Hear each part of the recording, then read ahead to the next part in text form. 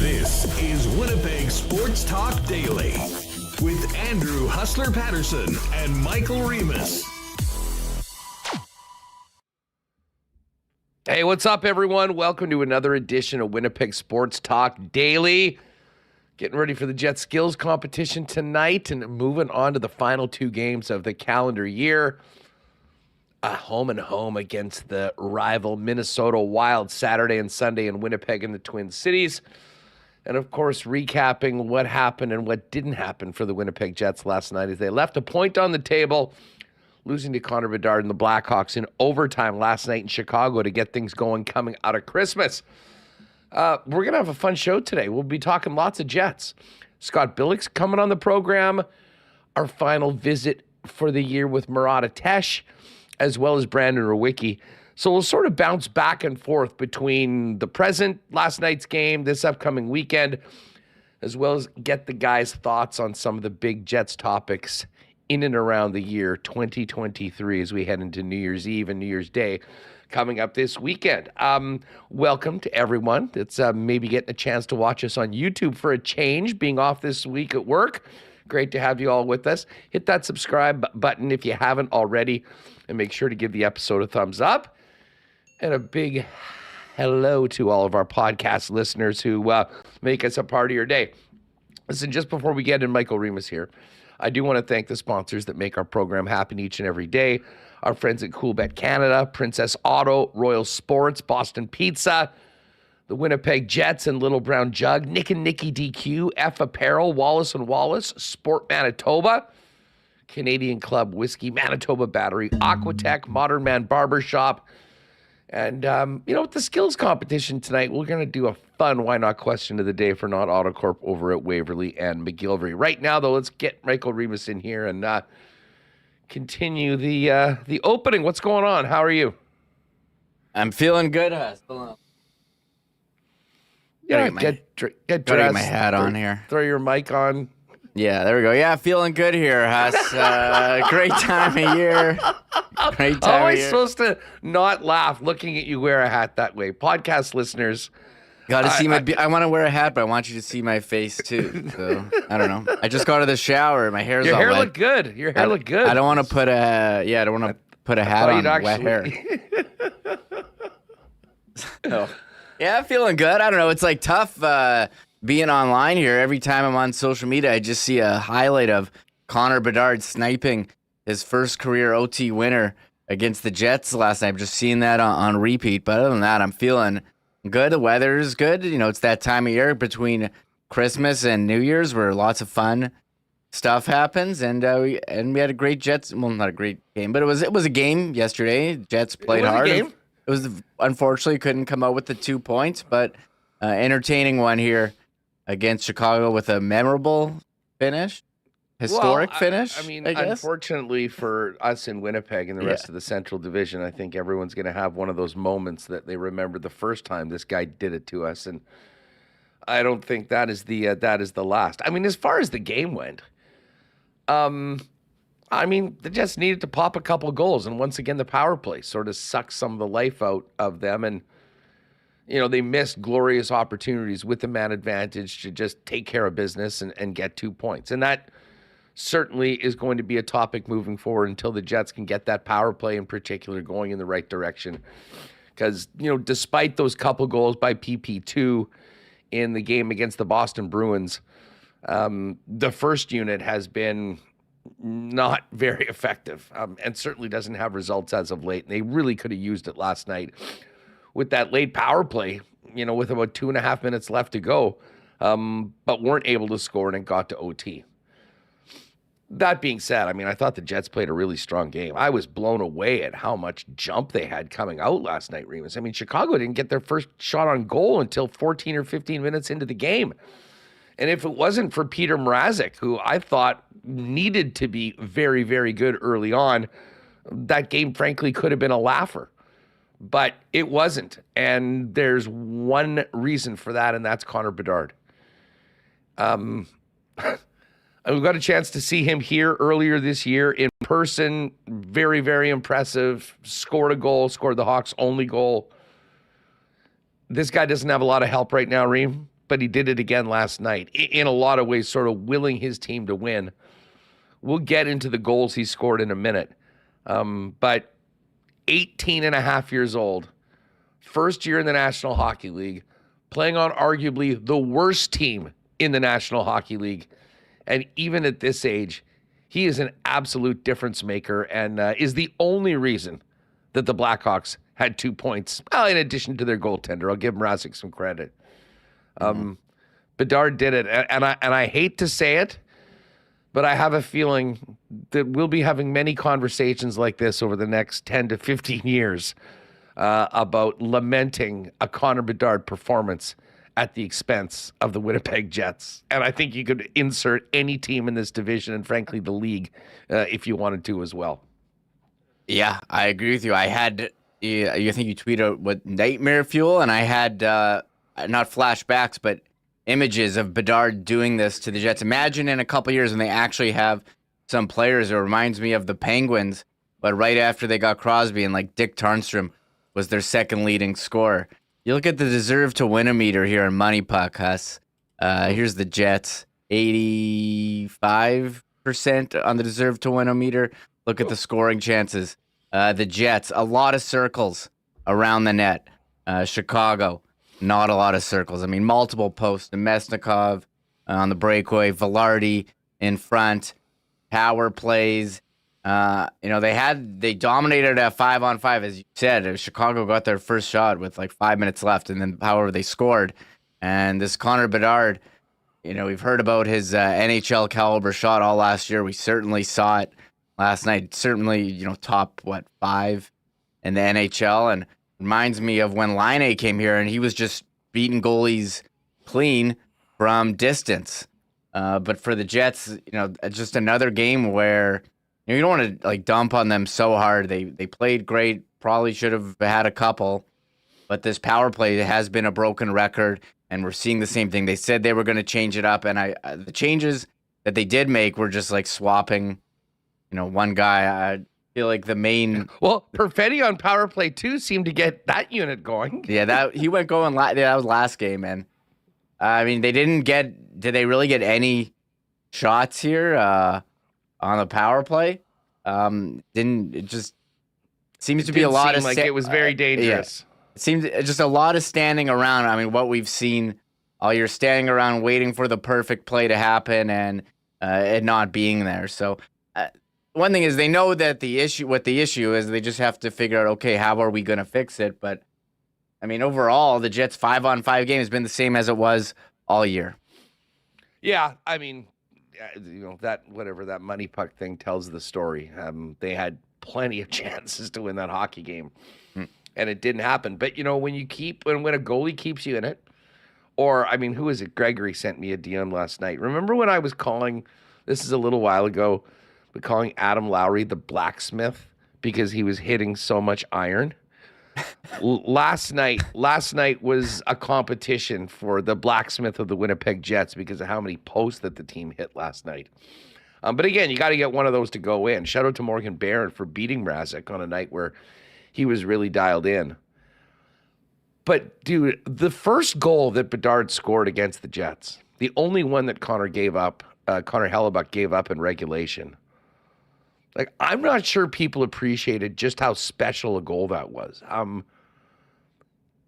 First of all, he's in the slot and he takes a shot. And he has, right now, I don't know if I want to say he has the best shot in the NHL, but I guarantee it's top 5, probably top 3. And there'd be a lot of people that argue that it's number 1. So he gets that thing off. There's defensemen around him and sort of on him. He takes the rebound, puts it between his legs, and then moves his leg so he's got a better shooting, range to get the rebound in on Hellebuyck. Does it. Hellebuyck saves that. And yet, even at his small, diminutive size, manages to power through, battle, get his stick on the puck, and put it past Hellebuyck. I mean, 3 shots, got 2 of his own rebounds, used, moves and tricks that not many players in the National Hockey League have, and got it done. I sat there stunned for about a minute after that goal. And that was at the moment where I started getting these nightmare fuels that, good Lord, this is just the beginning of Connor Bedard in our division. And I don't know, we were talking about, it was something funny, with some of our listeners on social media around when the Oilers were coming here. And I think the Oilers were in a real bad spot, and people were talking about the plight of them. And some guy said, you know what? I'm totally in for this. We've seen enough of the Oilers winning. And then he did the hashtag Gretzky ruined my childhood. And all I could think of after last night's game was there's like some 7 or 8-year-old hockey fans that are all fired up, for the Jets and everything going on. And they probably are big Connor Bedard fans too, because he is the next one. And certainly if you've been to an outdoor rink lately, you'll see a lot of Blackhawks 98s out there. But if it's anything like what my generation went through with Gretzky and the Oilers, and again, I'm not comparing the Blackhawks as a team or anything to those 80s Oilers, but Connor Bedard's going to break a lot of hearts of visiting teams over the course of his career. And I think this is just the beginning of guys like us talking about that ridiculous phenom on the other side of the rink, because he was the reason why the Blackhawks got 2 points, the Jets only got 1. And you couldn't help but think about, what is this kid going to look like when he gets a little bit older, a little bit more experienced, and gets surrounded by more legitimate NHL talent, because there isn't enough of that on the Chicago Blackhawks. I think we can all agree about that. Yeah, Connor Bedard, their leading scorer, 32 points in 34 games. Rookie, 18 years old. And next closest one is Philip Kurashev, 20 points in 27. It's actually pretty good. Foligno, 17, 34.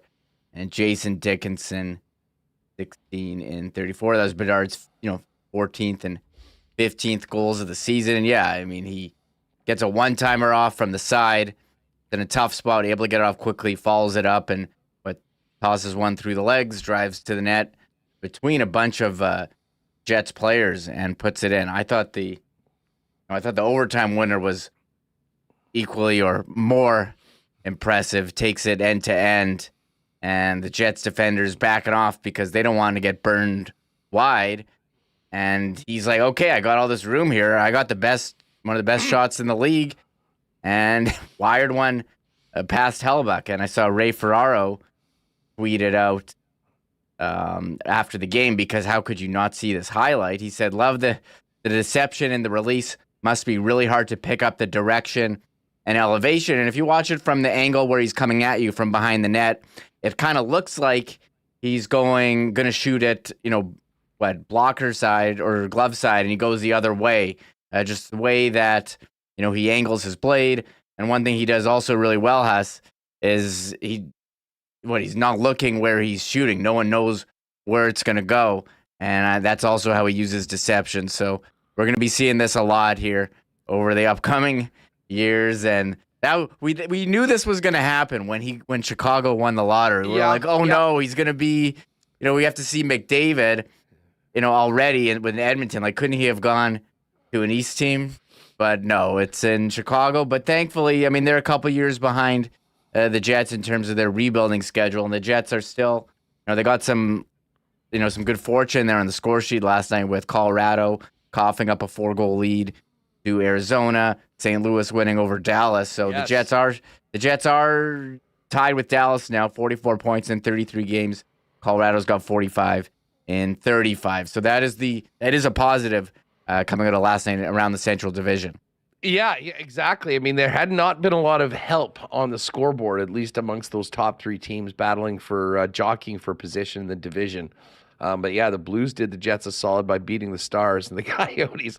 We'll have to play that Mark Moser clip a little later on. He was he's the voice of the Avalanche. Not impressed with the club blowing a 4-0 lead to the Coyotes and losing in overtime.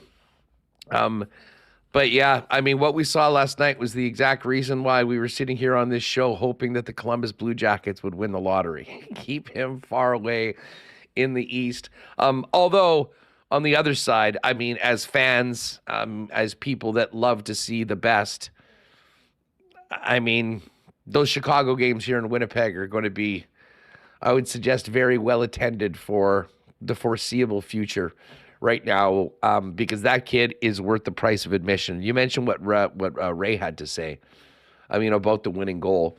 I mean, listen, I think everyone, if you ask the Winnipeg Jets, every one of the guys on the ice would probably put their hand up and say they could have done a little bit more. I mean, Scheifele probably could have done a little bit more from back pressure, although it was a 1-on-3. I mean, you know, usually in that case, you're feeling pretty good. You mentioned the defense. The defenseman, you know, just backing up too much and giving him a little bit too much room to get that rocket off. And then, you know, I thought you described it well. I mean, the deception that he has in his shot makes it very, very difficult to pick up. And even one of the best in the world, who's on top of his game, and Connor Hellebuck, didn't have it. And they got the 2 points. So, I mean, looking at what happened around the league last night, knowing the situation coming in, I mean, I'm not disappointed with the way the team played, minus the power play. But if anything, we've seen the Jets kind of have nights like this, Remis, and that really gets them ready to have their best coming out in their next game. And we can all hope that that is the case, because these two are big ones with the Minnesota Wild coming up this weekend. Yeah, I got some, before we get to the Rick bonus clips, I mean, what's going on with the Jets? You know, they played so well in November, but they lost in overtime to Montreal. They lost to San Jose. What are the Jets? They just can't beat the bad teams below them in the lineup. I'm hearing a lot of that. I just completely disagree. You look at the way that they've played. You know, they've outplayed those teams. They played so consistent every night. Sometimes, you know, it just doesn't work out. And we did speculate yesterday, is this going to be a letdown game with the travel? You know, it's waking up at 7 a.m. for the flight, and what, first game back off a break, blah, blah, blah. But I don't think you really saw that in their game, other than, I don't know, the post showing up and stopping. I mean, they had a number of chances to win. The power play is definitely concerning, but they did have a number of chances at 5-on-5. They had Morrissey, breakaway, in overtime just before the goal. It's tough not to get the 2 points, but I think the process was good. Result was bad. Although minus the power play, I think we can all agree whatever they're doing, the power play is not working at all. Is a big part of that. And listen, if the Jets' power play was even average this year, I mean, if it was in the top half, I mean, you're kind of looking at another 5, 6, 7 goals. You know, this team probably has a bit of a cushion in first place, to be frank. I mean, if you kind of break down, you know, the tight games that they have lost, where they lost it certainly wasn't at 5-on-5. I mean, you could count on one hand the games this year where the Jets haven't been the better team at 5-on-5, but special teams are a big part of the game. And they do, I mean, heading into the new year, that will be the number one New Year's resolution for Rick Bowness, his staff, the Winnipeg Jets, to get that power play going, because it kind of does feel like it is the one missing piece right now of the club. We'll talk more about this. As I mentioned, Billeck's coming on today. Murat from The Athletic coming on as well. Brandon Rewucki. But let's hear what Bones had to say about the game last night. Oh, just before we get to this, you mentioned, you know, kind of the worry about coming out of the break. Listen, I don't think anyone could complain with the way the Jets started. They were all over Chicago for the first 10, 15 minutes of the game. Could have easily had a few goals. If anything, it was the grueling day, which started at 6 or 7 in the morning here in Winnipeg, I think maybe showed itself later on in the game in the third period. Because I don't think they were quite as good in the third as maybe they were to begin the game, but certainly no issue with a lack of jump last night for the club. But here's Bones. Here's what he had to say about the leaving one on the table last night and losing 2-1 in OT to Bedard and the Blackhawks. Is that one that got away in your eyes, given how well you guys played, maybe for a good chunk of the game and what you created? Yeah, it was. Give Rewucki a lot of credit. He was outstanding tonight. 4 goalposts and crossbars is one of the nights for him. We've certainly created enough opportunities to win the hockey game. We didn't score. Could we have done more on the power play? Yes, without a doubt. Could we have done a better job screening him a little bit more? Yeah, but we had, 82 shot attempts. So we created one chance to win hockey, as simple as that.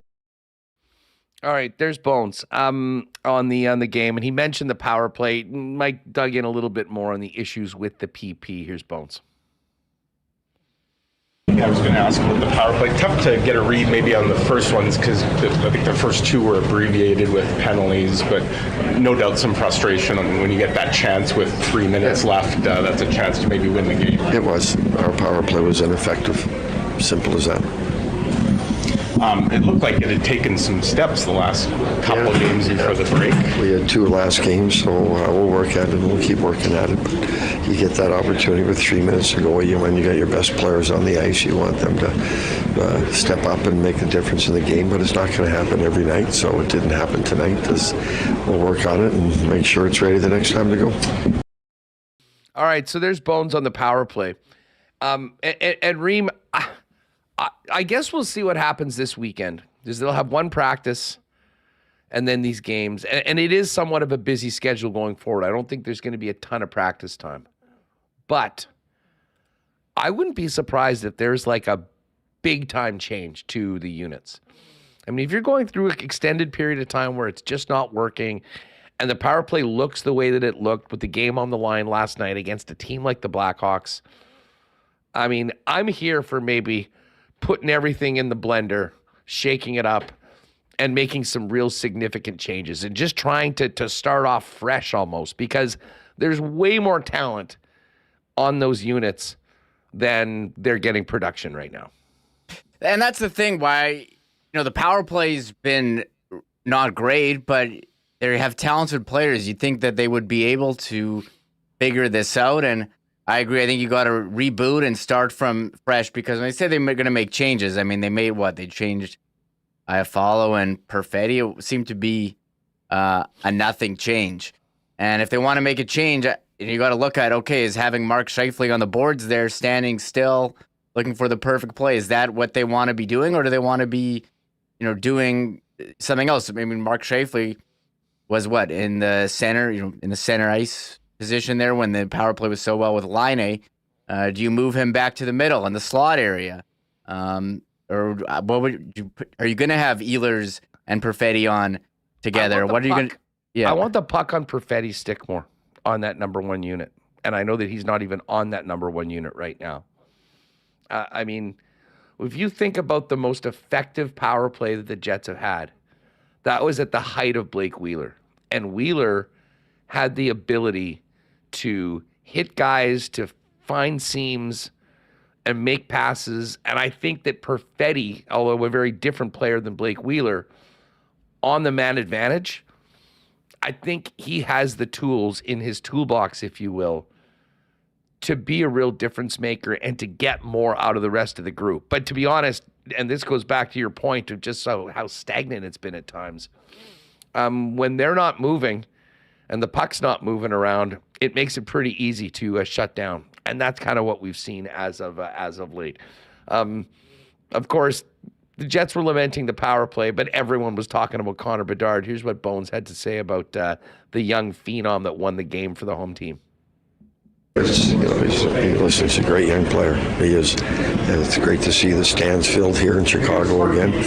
He's probably a big reason for it, but no, he's an outstanding young player. He is. He's got a great release. I thought for the most part we did a good job around him. The 2 chances he got, he put them in the net, so give him credit for that. All right, there's Bones on Bedard, and I mean, he just is. He's like a shark around the net. That first goal was, as I said, I'm not sure people appreciate enough everything that went into him basically taking on the Jets as a one-man show, getting 3 opportunities to beat Connor Hellebuyck and finally doing it at the end. There was a change on the fourth line last night. Gus was out and Dominic Toninato got in. Here's what Bones had to say about that fourth line. Yeah, they did a really good job, and they had some other good looks. They had some really good forechecking pressure.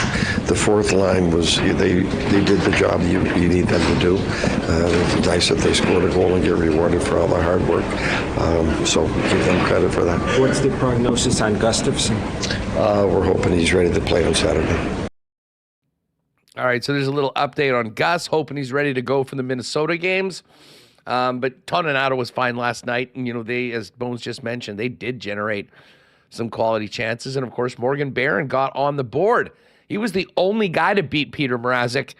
Everyone else was, just couldn't get one past the Blackhawks netminder. Here's what Barron had to say about the opposition goaltender and the performance he and the posts put forward. He tracked the puck well. I mean, we talked about it a little bit. He seemed to be playing out of his crease and just finding a way to get his eyes on most of the shots we were able to get through. So it was one of those nights. Obviously, we had a few posts and stuff too, but he made some good saves. It's just, I think it's on us to kind of make his life a little tougher in there, get some eyes in front of him, and find a way to get some, uglier, greasier goals. Yeah, in that sense, maybe not the result you wanted, but I assume you like a lot of what your team was still able to create. I felt like we carried the play for a lot of the game, and for the first game after the break, you obviously want to come away with a win, but to get a point and to play well, I think it's going to help us kind of get back on track here, and we'll be able to move on from that game. Obviously, it's I got some talent over there as well. So how nice to see Dominic come in and contribute like he did tonight. Yeah, it was great. He's he's been around a lot of the year and hasn't gotten a game yet, so it's not easy coming in like that. I thought he played phenomenal. He was, a pleasure to play with, and like I said, it was great to see him get a point, and I think he'll continue to produce when he's in the league. All right, there's Morgan Barron, who was the Jets' lone goal scorer last night in the 2-1 OT loss. Vlad Nemetsnikov also spoke after the game, and here's a quick thought from number 7 on what needs to get this power play going in the right direction. Yeah, I mean, he's been in the league for a while, so he's a good goalie. I guess you can say he had a good game, but at the same time, we got to get in front of him, kind of screen him more, and as I said, get a greasy one. I know a couple of the power plays were abbreviated ones because of penalties, but did you feel like that was? It looked like it had been taking some steps in recent games. Tough night on the PP, obviously. Yeah, we were moving the puck. Some we have to fix, as I said, get in front of the goalie. I mean, we're getting shots, but the goalie can see him, so we got to fix that and move on. All right, there's Vlad Nemetsnikov of the Winnipeg Jets. We'll chop this up with Billeck in just a minute. Actually, we should play one more clip. Let's get the Mark Moser here, because as much as people are frustrated that the Jets weren't able to get 2 points, as we mentioned, there was a bit of a silver lining, at least at the top of the division, with the St. Louis Blues beating the Dallas Stars. So the Jets, by getting their point, are now have the exact same record as Dallas. Colorado is in first place, however, only by 1 point, and they have played 2 extra games. They blew a 4-0 lead to the Coyotes last night. And here, this is the OT winner. You can tell that the Avalanche, their fans, and their broadcast team not very impressed with the turn of events in last night's hockey game. It's a 2-on-1. Zucker is in. Durzi tried to give it back. He does. Save by Georgiev. Loose puck. Score. I can't believe it.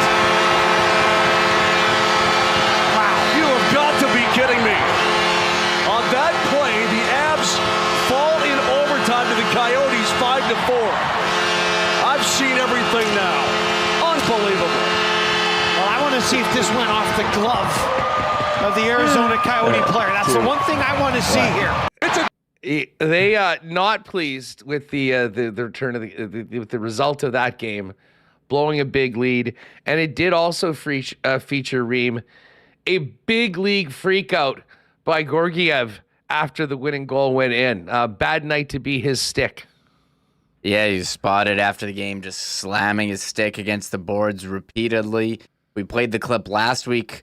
Who was it? Devon Taves saying they weren't all on the same page, and there they were yesterday, giving up a 4-0 lead to Arizona. And you look at the roster, just the depth isn't there that they had after the after the top line. They're missing Nazem Kadri. They hadn't really replaced him. They've tried, and Landeskog's still out. That hurts. They've had injuries up forward to Lehkonen as well. I think they'll be fine. They're a playoff team, but they're not the juggernaut they were a couple years ago. No, and the rest of the division last night, I mean, you had the win by the Coyotes. They get up to 38 points, 6 back of Winnipeg and Dallas. They have played one more game. Nashville's there at 38 as well. They played 2 more games than Winnipeg and Dallas. The Blues won back at 37 after their win over Dallas last night. They played 34 games. And then you got the Wild getting ready for this home and home against Winnipeg. 36 points. So 8 points back of Winnipeg and Dallas. Even games number of played at 33. And then, of course, you got the Blackhawks in the cellar right now. So, it's a very, very tight group from 4 through 7 battling for those wild card spots. And both wild card spots right now coming out of the Central Division as we get closer to the turning of the calendar. We're going to chop it up with Scott Billeck right away. Murat coming up a little later on.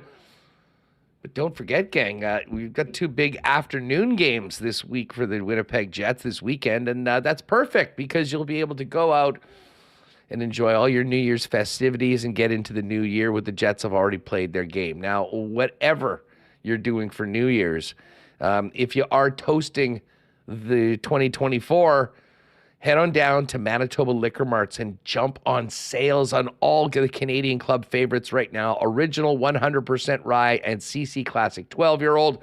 And don't forget, there's still limited availability of the Canadian Club Invitation Series CC 15-year-old Sherry Cask, the signature 12-year-old whiskey of Canadian Club, finished with a secondary aging in Oloroso Sherry Cask. All the hallmarks of classic Canadian Club with the added richness and sweetness of sherry. Get the Canadian Club Invitation Series while supplies last.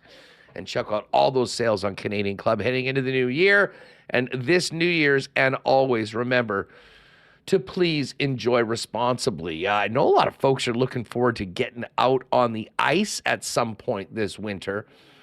For all you ice fishermen, Manitoba Battery's got some great Boxing Day deals coming right through to the holidays that can really help you out for the weekend. Check out these deals. 25-foot booster cables for $60. 3 sets of 12-foot booster cables for $60. A 2,000-amp booster pack for $120. And an ice fishing package that includes a 10-amp lithium battery and charger for $120.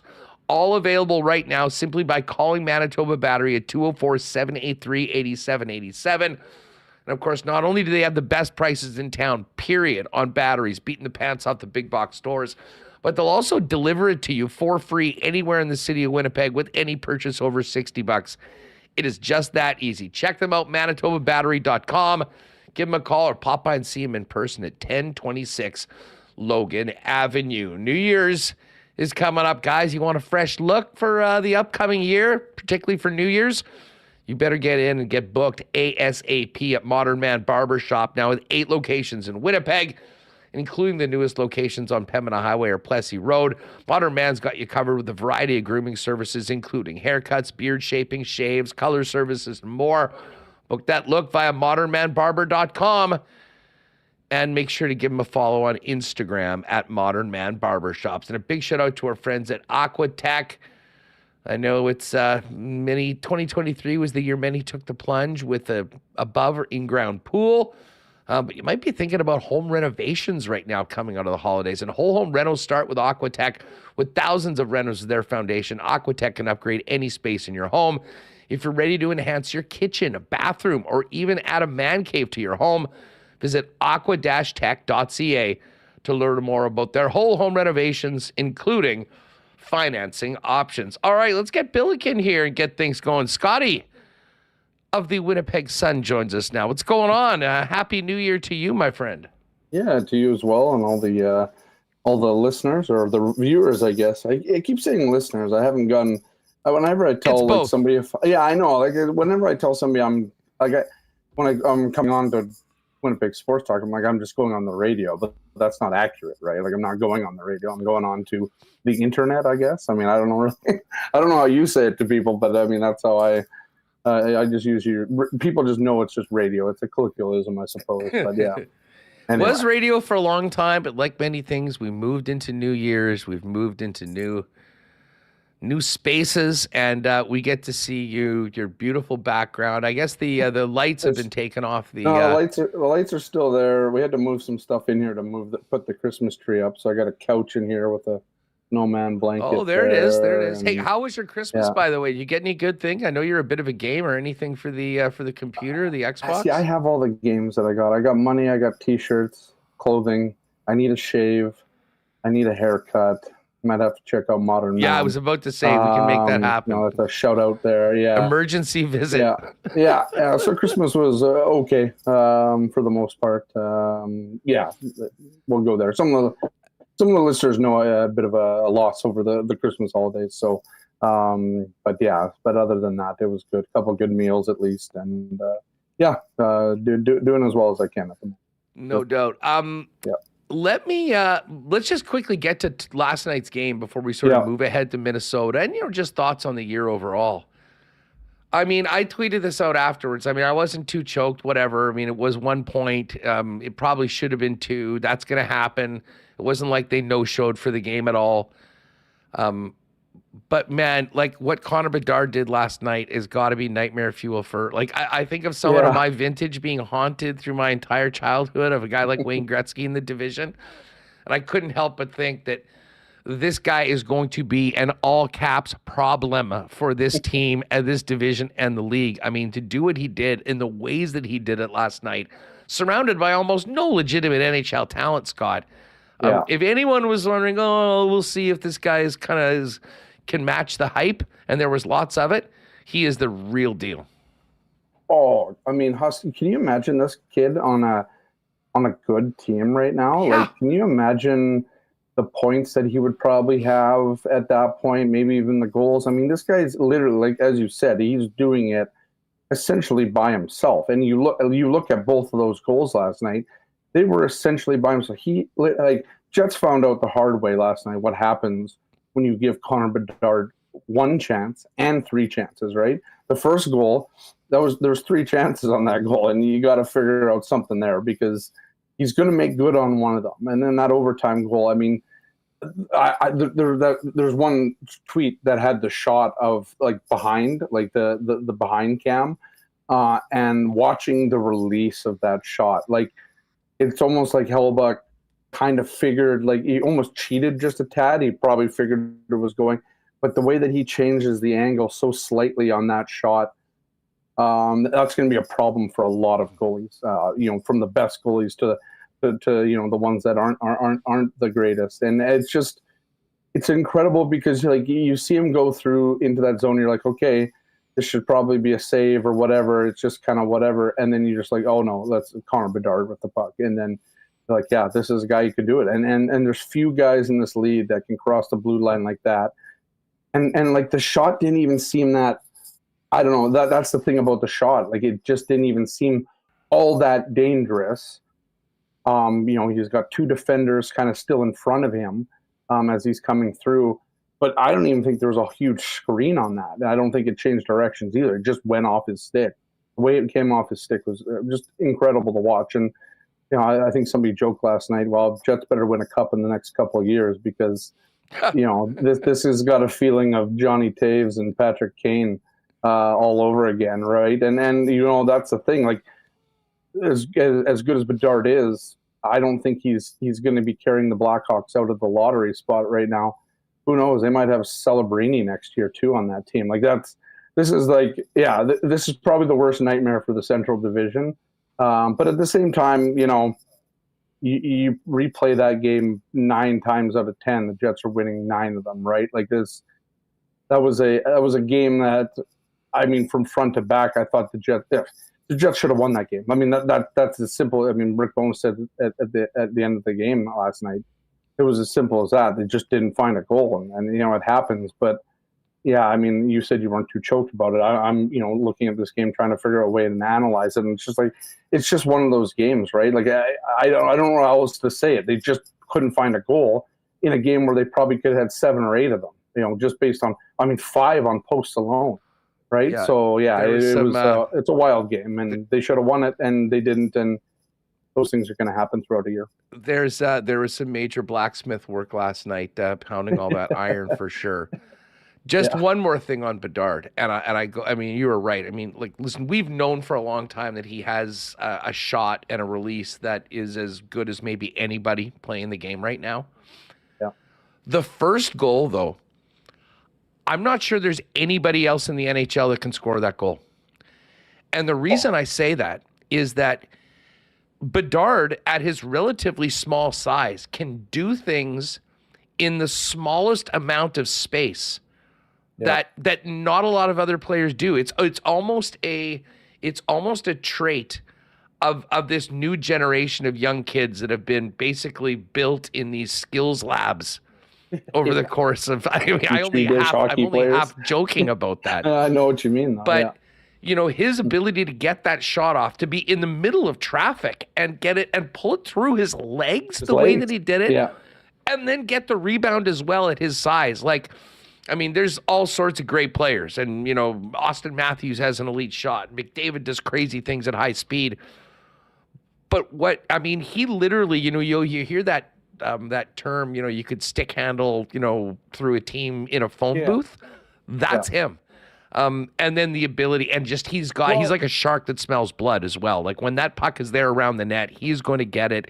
It's going to get on his stick, and it's going to go where he wants to go it. And I mean, I must have watched that thing 15 times last night and just wrapping my head around everything that it took to be able to execute that. Really, one on the rest of the team, because there was no one else that was involved in that goal from the Chicago side. Well, and I'll say this, like, watch that goal and you're like, okay, so here's an undersized player, because that's what he is. I mean, that's the kind of the label he's given.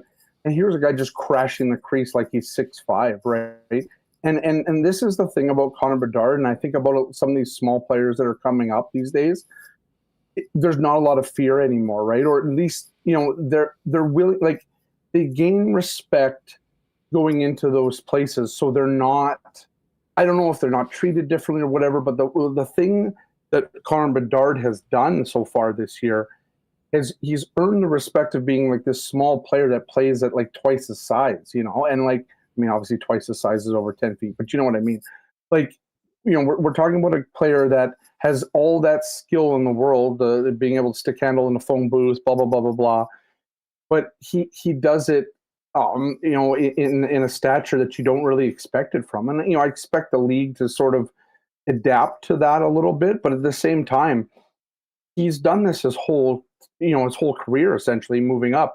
It's not like he was playing with small kids in the WHL. There's a lot of big boys in the Western Hockey League, and he was incredible in there. And so it's just like, this is a kid who's learned how to use his size to his benefit. And there's a lot of players that come into this league that don't make that transition or aren't able to do that. And then you look at the guys like Marty St. Louis and guys like that who have, built Hall of Fame careers on that. I think we're seeing with Connor Bedard that he's fearless, obviously, but like, I think he goes into there. He knows who's going to try and hit him, who might not try to hit him.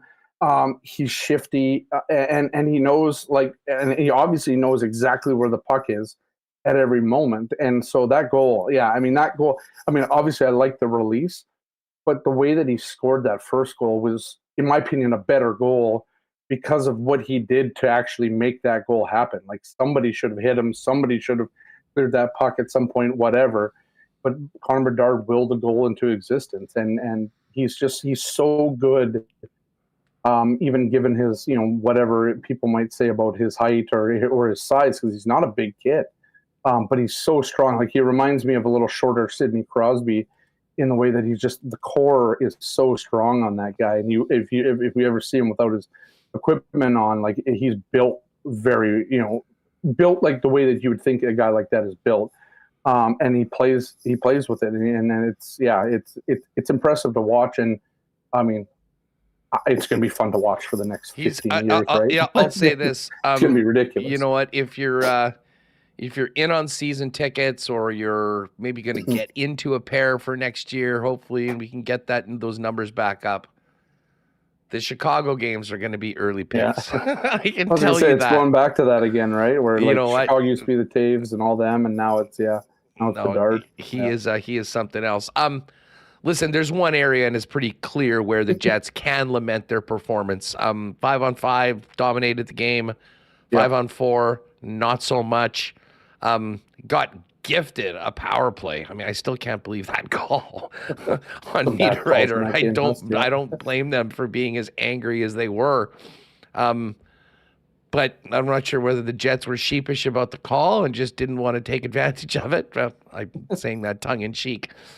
Because there was nothing really going on that. And at this point, Scott, I do wonder, do they completely blow it up, if you will, and like Remis said, kind of reboot that first power play unit and go to a very different, because they have tried a few things, but it has been, I mean, this is a long time, and it's costing them points in the standings. I mean, if that power play had even been NHL average throughout this year, this is a first place hockey club right now, and they've probably got a little bit of a cushion. Yeah, I mean, that's exactly it. I was thinking about this morning because I'm trying to figure out, okay, well, what's maybe the path of least resistance to getting this better? And it might be just moving Mark Scheifele from the half wall over into the slot. And I wonder if that's because we've seen that before, right? Like we've seen Mark Scheifele because he gives them such a good option there as a shooter in front. Now, the problem that you have there is you're going to maybe have to then move, maybe Velarde can kind of stay where he is and whatever, but you need a net front presence as well on that. And that's maybe not where Mark Scheifele's strength is in terms of the power play, at least. I would like to see that change, I think, if more than anything, because I think the one thing that we saw last night on some of these power plays is Mark Scheifele, the puck often goes through him on the power play, and he's just sitting there trying to make a nice pass, right? And it happened over and over again. The Jets didn't get their first power play shot until that final power play with 3 minutes left. They went, they were 0 for 3, and they didn't even have a shot on goal in those first 3 power plays. So that's a problem, right? Like this is a power play right now that's, I mean, you go back, I wrote it down before I came on, they're 3 for 25 since, I believe, dating back to that Chicago game back here earlier in November, if I'm not mistaken, at the beginning of December, if I'm not mistaken. And that's, that's not good enough. You look at the Boston game, you're like, okay, well, they got a couple, maybe this team's going to start getting on a roll with it. And they come into Chicago where you think, you're playing not an optimal team, not an optimal penalty kill, whatever. You expect them maybe that they could get one with that. And Rick Bowness said it. I think there was a bit of a challenge in what Rick Bowness said last night because he talked a little bit about, at those moments in the game with 3 minutes to go, up 5-on-4, you're looking for your star power. You're looking for your difference makers to make a difference, and they didn't make one last night, right? I mean, one shot in that last power play, that's still not good enough. And so I think that's a bit of a challenge to this team. I think you're right. I mean, I think the one thing that's really keeping this team from that next level, probably from the highest level they can achieve right now, is their special teams. And the penalty kill has gotten a bit going lately. I think they stopped 2 or 3 chances last night. But yeah, the power play. I mean, they've scored in 2 of their last 10 games on the power play. That's not good enough, right? And you're right; it's costing them points. You go back to some games this season, like it's not a far off argument to make that the Jets could probably be on 50 points right now, maybe even 52. Going back to some of the games where their penalty kill and or power play has let them down. And so, you go back to the San Jose game, one that they lost, they didn't find a goal in that game. Again, last night, you're watching a team that, they had them dead to rights at 5-on-5, and you're like, 8 minutes on the power play. I bet this Jets team would rather just play those minutes 5-on-5 because they were just absolutely foot to the floor on that. And so, yeah, I don't know. It's hard to blow it up because what are you going to do? I mean, if you're going to go back to the 1 minute rule, sure. You could maybe move some personnel around, but I think some of it is just putting to where some of these guys' strengths is. And I know one of the problems here is, at least there has been some friction before in moving Mark Scheifele away from that half wall where he likes to play, where he likes to set up and set guys up and that sort of thing. But even a guy like Scheifele's got to, at this point, realize that it's like we're at a power play right now where it's killing momentum, right? Like this isn't, we've heard this before from Rick Bowness. Well, you're getting chances and whatever, and you want it to keep momentum. Last night killed all the momentum, right? Like you can't be going 3 power plays in a row without a shot, and especially in a game that turned out to be a lot tighter than it probably should have been. It killed momentum, and I think right at the end of the game there. You expect more from your power play when you basically have a chance to win the game with 1 goal because there was really no way that Chicago was going to find an equalizer. Right? Yeah, so, tough night at the office, but there's been too many of them now, Huss. Like it's a trend now, and so something's got to change, and I would imagine we'll see at tomorrow's practice maybe a little more of a shuffle than we had last week. Yeah, I wouldn't wait. I mean, I'd kind of speculated maybe that's something they kind of get through this Minnesota series and then work on it. But I mean, they're playing on the 30th and the 31st. Yeah. And then they've got a day off on New Year's Day. They host the Lightning. And then they're out on the road traveling to California with 3 games in 4 days. Yeah. So, I mean, maybe it's no time like the present. I mean, they do come back then for a 4-game homestand where they do have days off in between games, 2 days off between the Philly and the Islander game, and then 3 days off before playing the Ottawa Senators. And that could absolutely be a point where, they do have a couple full days of practice as well as soon. So, I mean, that's something that we're going to be paying attention to and will be a topic until it isn't. What are you expecting this weekend from the Minnesota Wild? The Wild had that terrible start. They really have turned it around under John Hines. And when you look at the standings right now, yes, they still sit in 7th in the division, but they are right there. They've got a game in hand or 2 on all of Nashville, St. Louis, and Arizona. I mean, they've battled back to be within 8 points of the Winnipeg Jets. They're 3 games above 500, and they were 4 or 5 games under 500 when they made the coaching change. What's interesting is the coaching change was the coaches, like Dean Evison was also a big part of all that nonsense at the end of last year. The fans will not be forgetting Ryan Hartman. I don't expect the Winnipeg Jets will, considering what happened. We've heard a lot about this is a family. You could run it one of us. You run it everyone. Yep. How big of a do you think that will play into the first game on Saturday? And does that carry over into Sunday? Or is this just a big divisional game, new season, new team, move on from there?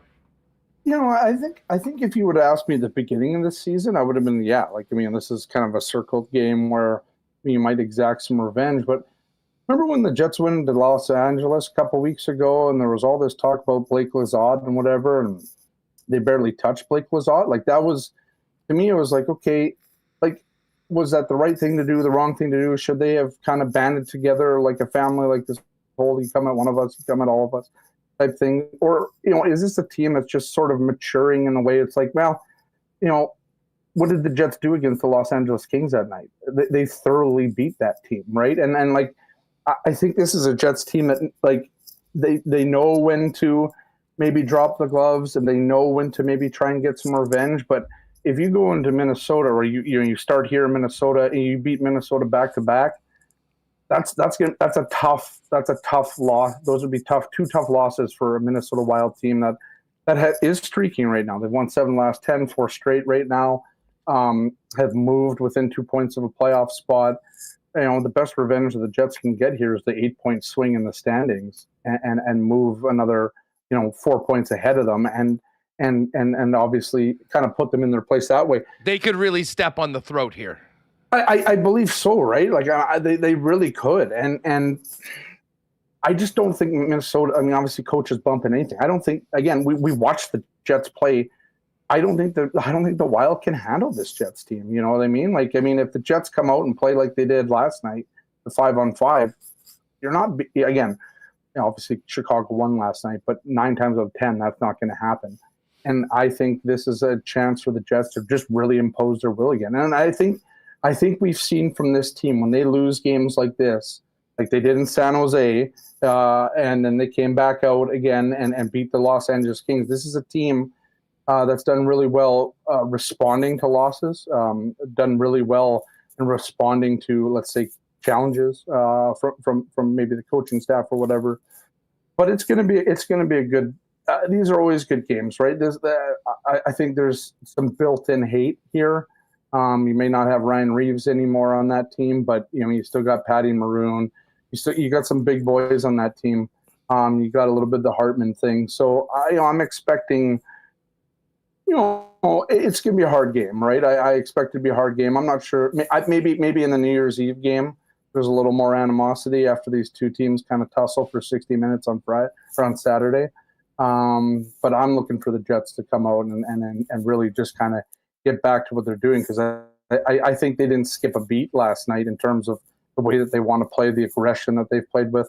And I think they're going to come out and kind of put the boots to the Wild as they did with the Kings a couple weeks ago. Well, and I mean, the one trait of good teams in the regular season are the ones that even when they're off, they're still able to, get a point out of it. Now, listen, I don't think the Jets were that off last night. Certainly the power play was, and that's a big reason for it. But you're not dropping it and having nothing to show for it. And then if you look back to, the 2 points against Montreal and the San Jose game, which was a 0, I mean, the way the team has come back in their next games, I think would give a lot of Jet fans some optimism that it should be a good one. Are you out at the skills comp tonight? You're going to be running around doing that? The skills comp. We used to go and cover it, but it's just a fan thing. And I don't think anybody really wants to read about it after. I don't know. Maybe that's just my opinion. Who's getting the hardest shot? Who's getting the hardest shot? Oh, it's a good, man, it's a good question. Like, I always think Brendan Dillon has like one of the hardest shots on the team, but he doesn't seem, well, I don't know. We'll see what happens tonight. But let's go with Brendan Dillon. I'll give Brendan Dillon the hardest shot tonight. We'll see how it goes. I don't know I'm sure he's probably in it, but or Nate Schmidt. Nate Schmidt's got a heavy shot. I don't think people realize how heavy that shot of Nate Schmidt's is. Like, that thing is a cannon when he connects with it. So he could be in there, but who knows? It's probably going to be like, who's the skinniest guy? It's probably going to be like Axel Johnson Fialbi or something crazy like that. That'd be great. Hey, he has all that speed. You're able to skate up to it. So you never know. Like you're already skating at like 60 miles an hour. So you just got to add another like 40 or something on the shot. Hey, Scott, thanks for everything in 2023, my man. You were a great contributor to the program. Have a great Happy New Year. And we'll look forward to kicking it off and getting back together in 2024 next week. Yeah. To you and yours also as well. And the chat, obviously, who, everybody knows makes the show happen and all that. Always a good crew here to interact with in the chat and always showing love. So I appreciate that. Beauty. Have a great one. There's Scott Billeck of the Winnipeg Sun with us here on WST. We are going to be talking to Murat, but don't forget, there are tickets available tonight for the skills comp. Still available if you want to grab the kids maybe and head down. I know the entire lower bowl is sold out. And I was listening to Balls Talk earlier today. It is neat. The Jets, I think, are the only team that have the ability to take the side glass off for this event. It sounded like they were kind of grandfathered in because they had been doing it already. So if you haven't been out to it, it is a really, really fun event, especially if you've got young fans that want to get a little closer to their heroes and see them maybe unlike they would see them in game action or in the media or whatnot. There'll be autographs, music, lots of prizes there, and obviously all the team will be out there. And a great opportunity for a couple young women, goaltenders, to take part in it. They're not going to use the Jets goalies. I think they've kind of realized that wasn't a great idea beforehand. So I believe one of the girls is from the St. Mary's program. I think they're all kind of through the Jets Hockey Academy. So we'll give them a good luck dap for tonight. But again, if you're looking at this weekend's games, get your tickets. Saturday afternoon, 1 p.m., the long-awaited first matchup of the season between the Jets and the Minnesota Wild. And then right after New Year's, next Tuesday, one home game next week, the Tampa Bay Lightning. And Nikita Kucherov leading the NHL in scoring coming in on Tuesday night. The Jets then hit the road for 3 and 4 out in California and then come back home for a homestand that includes Columbus. Hopefully Laine will be back by the 9th. We'll see. Connor Bedard and those Blackhawks. Jets may be serving up a little bit of revenge, but that kid is worth the price of admission alone, period. And then the Philadelphia Flyers coming to town, a great Saturday night game on the 13th, and then finishing it off with the Islanders on Tuesday the 16th. WinnipegJets.com/tickets. Hope to see you down at the rink real soon. Hey, with the new year coming next week, a lot of people are thinking about some New Year's resolutions, maybe to live a little healthier. A great stop before you do that is Vita Health Fresh Market. Great prices on natural and organic supplements, beauty products, and groceries. And great supplements, including the #1 line of men's health supplements, Prairie Naturals, available at your local Vita Health as well. Proud local company, family owned and operated since 1936, with Winnipeg's largest assortment of local products too. Pop down and see them at Vita Health, empowering people to lead healthy lives. 6 Winnipeg locations and online at myvita.ca. A big happy new year to our friends at Wallace & Wallace. What a year they have had as the fencing and overhead door experts in town. You've seen the fences and trucks all over the city. Right now, they're helping Winnipeggers get those garage doors up and down, because your overhead door works a lot harder in the winter with much more stress on a garage door. The right time to prevent downtime this winter is now. Give Wallace & Wallace a call to book your inspection and maintenance service. Call today for residential and commercial overhead door sales and service. There's only one name or two you need to know, and that is Wallace & Wallace. And gang, an absolutely massive Boxing Day sale right now over at F Apparel. If you're looking to maybe up your menswear game heading into the new year, this is the week to get down to F Apparel at 190 Smith Street. Everything is on sale until December 31st. And the Boxing Week sale is both in-store and online. 20% on all custom and off-the-rack clothing and 50% off accessories. Set yourself up for 2024 with a visit to F Apparel at 190 Smith Street this week, and check out all the great deals online at that's EPH apparel.com. All right, Murat Test jumping on in just a minute. Reem, do you remember, was it Brendan Dillon that had the hardest shot last year? Let me go over the results of last year and we can discuss, because I think a lot of it is, well, who's going to be in what event? Here, Winnipeg Jets. Let me look it up right now. I don't remember, but I wouldn't be surprised if it was. I'll throw it out to the chat. I'll throw it out to the chat while you do it. Obviously, no KFC in the fastest skater today. But let's do why not question of the day for Not Autocorp at Waverly and McGillivray in the chat. Your predictions for the hardest shot and the fastest skater tonight, kind of the two marquee events. Okay, here it is. Fastest skater. Two of these guys aren't even on the team. Carson Kuhlman was the fastest on Team White, 13.77. Oh, no, sorry. Mikey Eissemont was faster, 13.59. And David Gustafson, 14.09. On Team Blue, Axel was 13.65. Christian Reichel, 13.69. And Morgan Barron, he was the fastest of everyone at 13.43. Barron won it last year. And Barron, very deceptive speed for a guy his size. Yeah, so maybe he's back to defend the title. We all want to see Nikolai Ehlers go up against Axel, but they didn't put him in. For accuracy, Lowry went 4 for 4 for Team White. He was by far the fastest. Kyle Connor was the next fastest. He was on Team Blue, 13.8. Who was in that? Stenny was in that. Dubois. Sam Gagne as well were in that one. They did a skills relay, and here is the hardest shot. And you know who it was last year? We didn't even mention this guy. Slamberg. Dylan Sandberg hit 102. That's right. Okay, he hit 102.1 last year. Scott mentioned Brendan Dillon. His highest was 96. He was pretty consistent, 95.1, 95.7, 96. The next closest, how about this? I don't know, pick this guy. Dylan DeMello hit 98.8. Kyle Capobianco was 97.6. Pionk topped out at 91.3. How about this? Ville Heinola topped out 96.2. So I think I'd like to see Sandberg and Barron to defend their titles. Will Brendan Dillon give Sandberg a run? Interesting about Nate Schmidt. So that's just looking in the chat right now. Phyllis is riding with her guy Ehlers.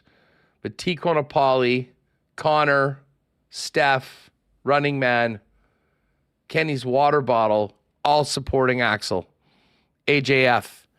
And I'm actually here for AJF. I'd like to see him win the fastest skater. Dan Milburn said Stan and Perfetti. I'm assuming you're saying Stan for the hardest shot.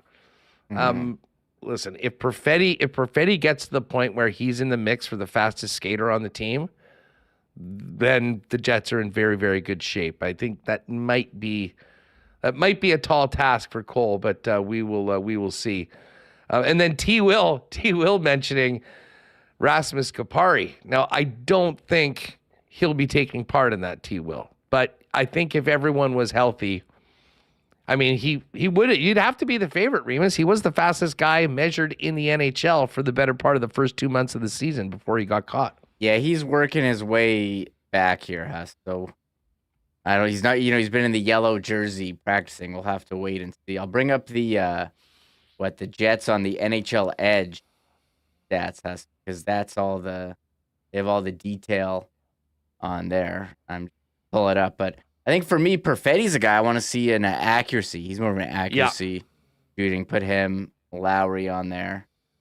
Who else? Shifley for me would be on there. What about Iafallo? Where's he? What about some of these new guys? That's Nino. We haven't really seen him. Nino could hit accuracy, I think. Definitely. I'd love to see a tipping contest, like a new event. Yeah. Where the guys, are in front of the net doing the deflections. Nino would be good at that. Balharry would be good at that. Iafallo probably would be able to be good at that as well. So we've got lots of... Now, it's funny. A lot of people thinking that Stan might be able to have the hardest shot, kind of building off Dan Milburn. But someone said, if you have to hit... Someone said, Kenny's water bottle. If they didn't have to hit the net, Stanley might win the hardest shot. That's not a fair criticism, KWB. I have to admit. Say what you will about Logan Stanley. He gets pucks on net.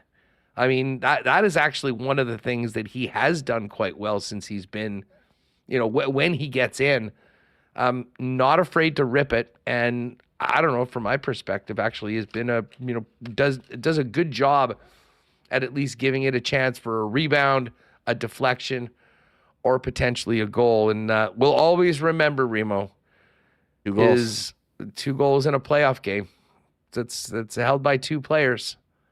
Dustin Byfuglien, Logan Stanley. Here, franchise history. I pulled up Logan Stanley on NHL Edge data. His top shot speed this year in a game, now obviously different than in a skills competition, 97.37. That's the 92nd percentile. His speed, well, he's not going to be in the conversation for fastest. Yeah, this is kind of cool. They have all this info here on the NHL Edge. I'm sure you're wondering about Murat. He texted me. He had a call. Yeah, no, he's right here. He's right here. He is in here? Okay. Yeah. I'm just looking at some of the rest of these the rest of these comments here. A Russ Lowen, a Michigan contest. That would be That would be something. Man. Something else. Tipping the beer vendors. Oilers playoff. Schmidt's hair slowing down. Jay. There's a lot of bald guys that don't appreciate that one. And then Hellebuck. How about Hellebuck versus Brossoit? Well, they said fastest skater. I'd like to see them in the shooting contest, like the goalies trying to fire it at the other end, like the goalie. I love that. I love watching goalies try that. This good ones are really good. It's hard. And Hellebuck, I think he had a shot at a goal earlier this year. I think did he go for it and kind of whiffed? He did on the shot. He went for it. And the way the Jets are playing, at 5-on-5, having leads, like there might be a few more opportunities. That will be the high moment of the entire year. If Hellebuck scores a goal and we get to hear Gangnam Style at Canada Life Center.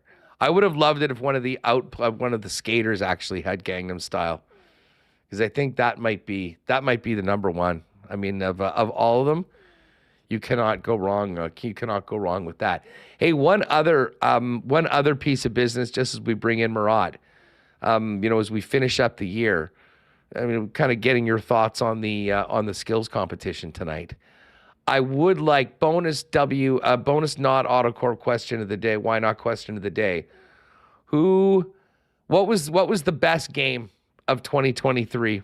If you're a Jets fan, what was your number one game? Game 1 against Vegas. I think it has to be. I mean, that game we were basically making plans to spend the next 2 months watching the Jets in the playoffs. and then after the first period of game 2, it's like this team might go 16-0. Well, obviously that didn't happen. But anyways, give us your thoughts. To be honest, that Boston game on Friday would be right up there. But let's welcome in one more time for 2023 our good friend Murat Atesh of The Athletic. Murat, how are you? How was a brief holiday for you? I hope it was well. Hey, doing well. Loved the holiday. Took the whole weekend off. Took Monday and Tuesday off.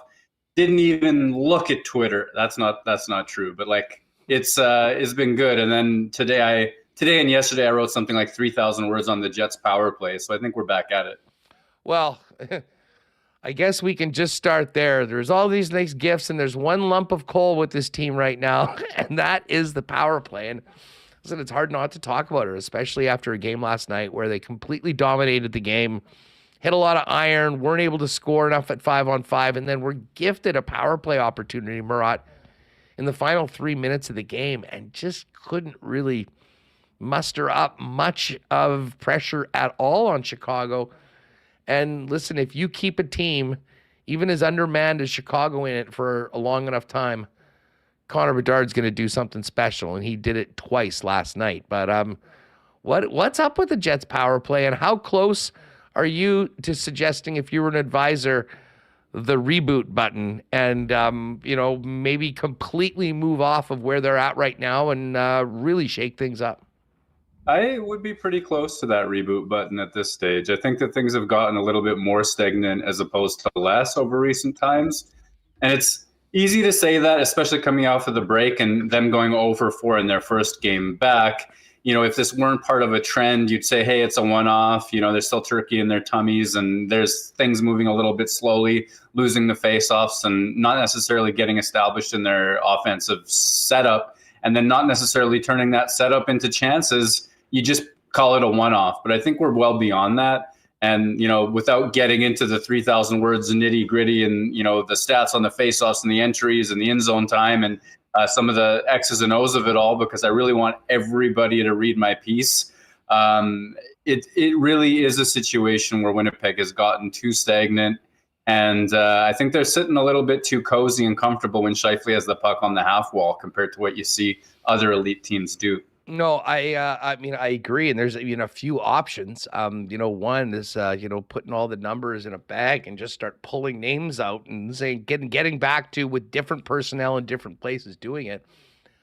I would love to see Cole Perfetti. There's some things I know people want him to be the overtime guy. They want him to play top line minutes, all that. I'm not sure he's ready for a lot. I do think that he's ready in almost any situation to have the puck on his stick more at 5-on-4, and I think it can help the Winnipeg Jets. Where are you at on that? Yeah, for sure. First of all, I think that Winnipeg's power play issues are more about how they lay it out and how they go about things than pure personnel. I think that you put anybody else on the half wall in Scheifele's position, and if nobody's moving, you've still got some problems compared to the elite power plays. But Cole Perfetti does have an elite vision and an elite skill set. He is natural in terms of working the half wall throughout junior, throughout AHL time. It's a situation that comes easily and naturally to him, where he does have a little bit of shiftiness to him, and he also has that heads-up ability that you see in Scheifele at his best, which we've seen more of at 5-on-5. You see in Gabriel Velarde, but Perfetti on the half wall has that ability to read the ice in front of him, to be moving just enough to change angles in terms of what he's looking at, and then to be able to choose the right shot threat or the right passing threat as well. You go back to, I think if you look back at the Jets power play in December, I mean, Nito Niederreiter scores twice, and I think both of those are off of Perfetti's stick. And then Scheifele has a goal, and then Perfetti has a goal. Perfetti's been an enormous part of the limited success that Winnipeg has had on the power play of late. And I think that it's pure hockey IQ and the vision and the ability to be a threat, whether he's shooting, passing, or just looking for things to open up. He definitely has that skill set. It's hard to argue, I think, that if the power play was even league average throughout this first half of the season, that this team probably is going into New Year's with a cushion in first place, everything else being equal.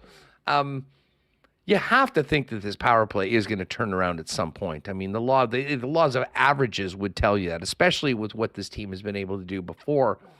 But we saw it again, Murat, last night. I mean, even coming out of that 4-day break without a practice, I mean, the way this team is playing at 5-on-5. Now, granted, they're a much better team than the Chicago Blackhawks are, but we've seen that over and over again, including last Friday against the Boston Bruins. And I know we had a show yesterday and talked about it, but I mean, the example that they put forth going into the Christmas break at 5-on-5 against one of the best teams in the league, that was something that put a lot of smiles on people in the city's faces heading into Christmas. But that seems to be the blueprint and the foundation for where this team is at right now.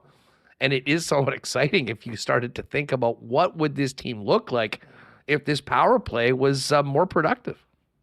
Yeah, I'd rather have the problem that Winnipeg's dealing with, which is being a 5-on-5 wagon and needing to improve its special teams, than the other way around. I'll tell you that much. And so the Jets' credit, they're at a great spot. I think they've got the 5th best points percentage in the NHL, or close to that right now. They're certainly in the conversation for that Central Division lead. And, I think we'll stay in that conversation depending on what other teams do. So it is to their credit that their 5-on-5 game is so good. They play their zone defense extremely well. They protect the middle of the ice extremely well. They have players who, whether it's their wingers, who used to not be counted on for a lot defensively, or even some of their star offensive players like a Mark Scheifele, who's doing a little bit more defensively, you're turning defense you're turning defensive situations into quicker exits and quicker outs. That's a great thing the Jets are doing. They're turning that into offense. That's a great thing the Jets are doing. At 5-on-5, they absolutely leaned on. Even Connor Bedard last night was hemmed in his own end for large sections of that game. For the Jets at 5-on-5, it was just about hitting a couple too many posts, I would say. It's a situation where you really do believe in the Winnipeg Jets. And, I think last year at this time, probably there's a similar level of optimism, but you could look for cracks if you knew where to find them. You could say they won a few too many one-goal games. You could say that they were getting a few too many points in overtime and shootouts. And I don't think that's necessarily the case right now, because of that 5-on-5 play. So get those special teams in order, and yeah, there is some fun to be had in Winnipeg. Well, and we got a couple beauties coming up this weekend against the Minnesota Wild. Do you think these games will be as cantankerous as maybe some fans expect them to be, considering the way things ended at the end of last season with the Hartman cheap shot on Ehlers, the back and forth between Bones and Evison, now that Evison is gone? And I guess specifically focusing on the team you cover, how do you think the Jets approach this game, considering the backstory and also where they're at in the standings and where the Minnesota Wild are right now, playing some pretty darn good hockey over the last month? Yeah, one of the things I've been most impressed by the Jets this season is that they give very little for free. Nothing, you don't see them completely tank it against one of the poorer teams in the league. And I know they just lost to Chicago, but that was a tremendous 5-on-5 game, posts, etc. They're not looking past what they've got in front of them.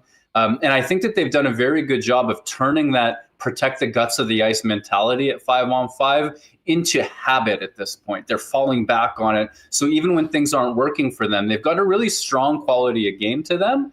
And I think that's one of the best things you can say in a quiet way about the Winnipeg Jets is little opportunities for things to fall apart really aren't there.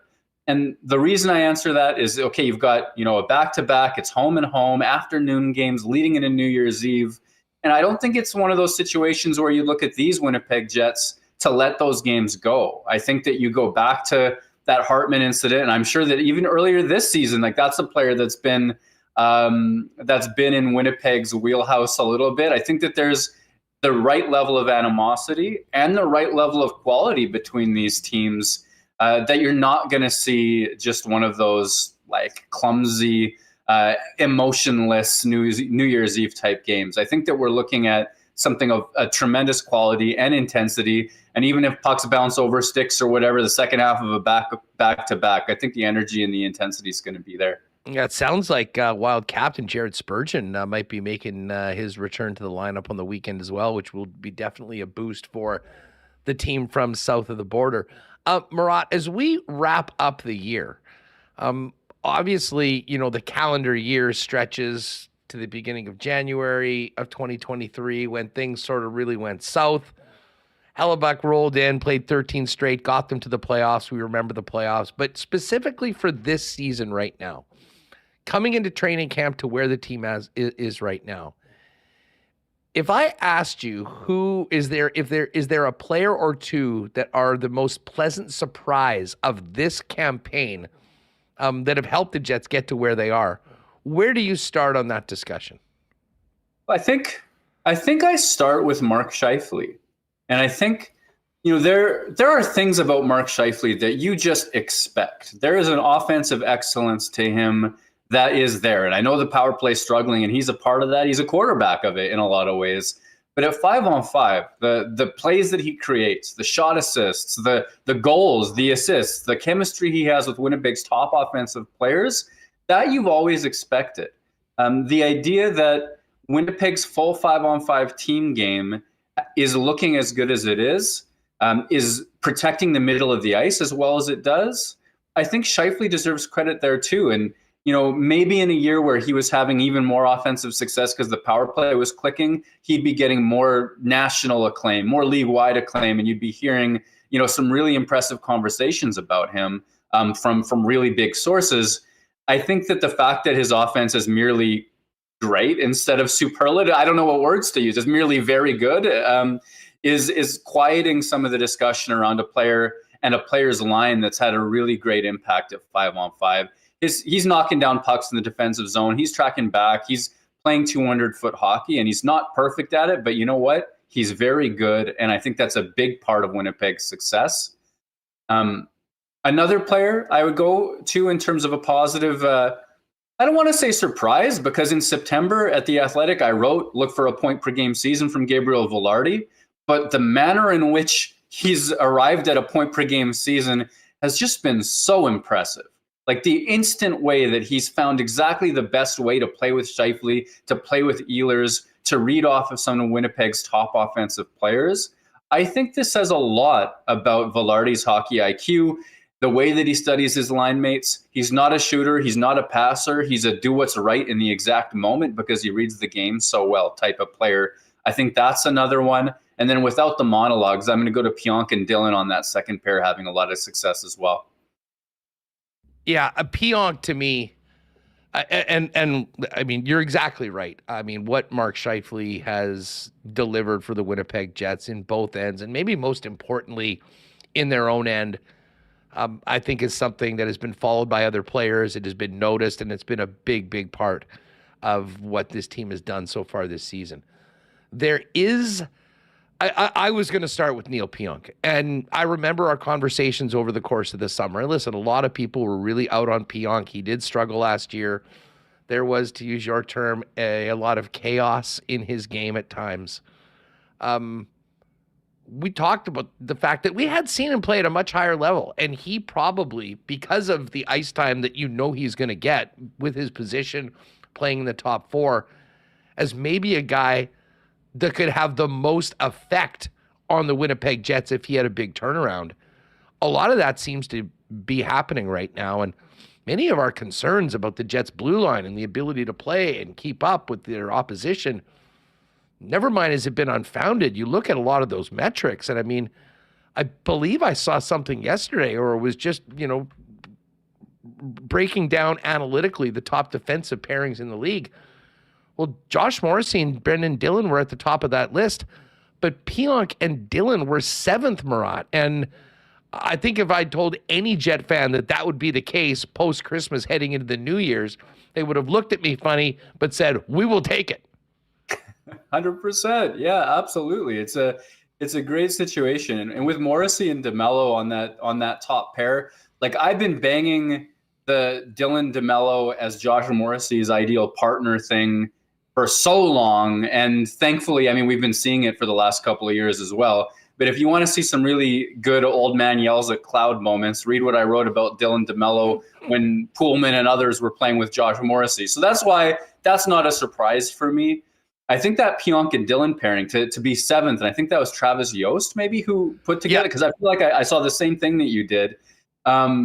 I think that's where you're really looking and saying, okay, that's an impressive push forward. Part of that is going to be a rising tide floats all boats. The Winnipeg Jets as a team, forwards, defensemen, the way that they're connected, the way that the back check is there, the way that the habits and protecting in the middle of the ice are improved by everybody this year is going to rise the whole team's defensive metrics. But another deserved part of it, though there is still some high event action to his game, certainly, is Neil Pionk is moving like Neil Pionk of old. And that's the player that is sorely needed on that second pair for the Winnipeg Jets, because last year it was lacking. The year before it was lacking as well. You saw me right at The Athletic. I think there's something affecting his mobility. I think there's a foot injury. We know he cracked his foot bone. I think it was a crack. It might have been a break towards about a year and a half ago, following the shortly after returning from that concussion off of the hit from Spezza. Do I have it right? And I approached Neil Pionk and I asked him, hey, this was in the playoffs last year. How come you never told me when I kept asking you if you were hurt, if you had something going on? He's like, well, there's a difference between being hurt and injured. And I think that was his way of acknowledging that, for a lot of the last couple of years, he's been dealing with something. And at the same time, though, Huss, I had my theory that he was playing through something, that it was his mobility that was affected. He gives that partial confirmation. There's a lot of different ways you could interpret it. I think I was even beginning to doubt myself as I was saying, Neil Pionk is a better player than we've seen of late. Neil Pionk's a better player than we've seen of late. When he's moving well in all four directions, there's a player there. And to see the fact that he's really protected those entries well, he's been aggressive up the ice. He's done a lot of the positive high event things that go along with his, sometimes chaotic game as well. That's a much needed push from a much needed player. And here's the thing, and we can give a lot of credit to the team overall, which I think is fair. I mean, the way the forwards are playing and the coaching staff deserves a big part of it. It all helps these numbers. But, I mean, I'm looking at this chart right now, and his defensive pairing performance at even strength and the net goal differential, having played over 300 minutes of ice time. And Morrissey and DeMello were number one in the league, approaching plus 20. Quinn Hughes, who is having a Norris caliber season, along with Philip Hronik in Vancouver, are number two, just behind them. Then you've got Paterson, Carlson, Theodore McNabb, Miller Trouba, Anderson Doughty, and the next group is Neil Pionk and Brendan Dillon, ahead of Walker and Sealer on Philly, Slavin and Burns, Brodin and Faber, Hampus Lindholm and Brandon Carlo. It's a pretty impressive neighborhood that their body of work shows them out to be through, 33 games. Yeah, 100% there is. And if we're looking at goal differential, there are going to be some confounding things. There's going to be some team effects on this. The save percentage that you get from your goalies is going to have an impact on this. The fact that players are scoring when you're on the ice, that's going to have an effect on this as well. But so the things that are going on are going to lead to goal differential. At the same time, Pionk and Dillon are 2 of the 5 or 6 if you count the goalie players on the ice for the Winnipeg Jets in these scenarios. And if you look at their chance numbers, if you look at their sort of impact on the ice, it is improved, Pionk particularly. There's a situation, I think, in Winnipeg this year where most shifts leave the next line in a pretty good situation on the ice. That only happens if you can get stops defensively reasonably early in a shift, or you can cycle effectively offensively reasonably, for an effective amount of time. And I think that one of the ways that you get that is when you have forwards tracking back well enough for defensemen to step up with an aggressive gap at the defensive blue line. And Neil Pionk in particular, when he's been good at this in his career, he's been among Jets leaders at zone entry denials at his blue line. When he's struggled, he's been amongst the Jets' worst defensemen in that regard. And what I'm seeing, I don't have the numbers in front of me, but what I'm seeing to sort of reflect on his game is just the way he's moving. He's getting those stops. He's laying those hits. He's doing things that, that interrupt an offensive situation relatively early, which means he's able to wheel up and join the attack as a second wave offensive option as well. And Huss, I know that these guys are elite athletes and they're some of the best compartmentalizers in the world, but it should not be lost what he's going through too with the loss of his close friend, and he's playing some of the best hockey of his NHL career. This is an impressive character season from Neil Pionk. Oh, there's no doubt. Hey, listen, before we go, this is our last visit of 2023. Thank you for all your contributions. That's echoed by everybody in the chat this year. Looking forward to many more great convos in 2024. Looking into 2024, considering where we are right now, heading into the new year, what do you think is number one on Kevin Cheveldayoff's wish list? Or if there is a deal to be made, is it a forward? Is it a defenseman? And if you were putting one particular player at the top of that list, who might be on the Jets' wish list, knowing what we know about this team and looking ahead to a potential playoff run? Yeah, I think the 2 areas you hear a lot of from fans, I think, are on defense. They're, despite the success of the pairings that you just named, and you know what, Dylan Sandberg and Nate Schmidt have had a lot of success analytically as well, despite the heat that Schmidt takes. You got to say, Winnipeg wins those minutes overall. I think a lot of people point to the defense. Others look to the offense. And for me, based on who is rumored to be available and who seems to be on the market, which is a little bit folly to do when Cheveldayoff's involved because sometimes he pulls off surprises to his credit. I look around and Elias Lindholm of the Calgary Flames has got to be one of the more impressive options available. Just a strong two-way centerman, a guy that can help at both ends of the ice, great defensive impact, has the offensive chops as well. I think there's a lot of things to like about that. And maybe covering the Jets as we do, there's just too many positive memories associated with that Stastny acquisition back in the day. But I think that if there's a way to turn Winnipeg, which is a great team, into an even better team that can go head-to-head with some of the elites in a 7-game playoff series, I mean, I like the idea of adding a high-quality two-way centerman like that. Murat, have a very happy new year. Thanks for everything this year and looking forward to doing it again next week in 2024. Thank you. Thanks for having me. Thanks for being, my favorite weekly Jets conversation that I have. I really appreciate it. Appreciate it, Murat. Happy New Year. There it is, the man himself, Murat Atesh. Keep your eye out for The Athletic and that latest piece Murat's working on something we're all talking about, the Winnipeg Jet power play. We're going to be joined by Rewucki in just a quick minute. Got to thank our friends at Princess Auto. Boxing Week sales continue. And if you're looking for great deals on the most unique assortment of tools and equipment around. Everything you need to complete the projects on your list or start something new.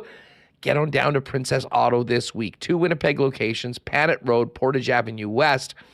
But you might even be able to save a little time by checking out all their Boxing Day deals online at princessauto.com. And a huge thanks to Princess Auto for their support throughout 2023. Speaking of Boxing Day deals, Royal Sports is bananas right now with so much stock on sale, you won't believe it. But as we get into winter, many of you are thinking about maybe hitting the hills, snowboards, boots, bindings, all the Burton stuff. I think it's 50% off right now, 30% off on all athletic footwear, and too many deals to mention in one hit right now. Trust me on this one. You can check out Instagram at Royal Sports Pembina for a bunch of the things that they're pushing, but Warrior hockey sticks, True hockey skates, it doesn't matter what department you're in, there are great deals to be had. So maybe take a little bit of that Christmas cash down and treat yourself at Royal Sports this week for their big Boxing Day blowout. And hey, we got a big football game tonight. The Browns and the Jets. Not so big for the Jets. Big, though, for the Browns, who are looking very good when it comes to the NFL playoffs. They'll kick things off. And I know fantasy football players, if you're lucky enough to be in the finals, you'll be paying attention to this one tonight. No better place to watch the NFL than your local Boston Pizza with the game on the screen, big sound, and, of course, ice-cold schooners, world-famous BP wings, gourmet pizzas, and some great new additions to the BP appetizer menu. So get on down to your local BP for Thursday Night Football tonight. And again, if you're staying at home, you can always order online at bostonpizza.com. All right, let's get Rewucki in here as we continue a busy show today, talking Jets and much more on Winnipeg Sports Talk. Brandon, how was your Christmas? Have you recovered? How different are these Christmases now with 2 little munchkins as opposed to the old days where you were probably playing video games for 15 hours a day or spending most of the time at the outdoor rink?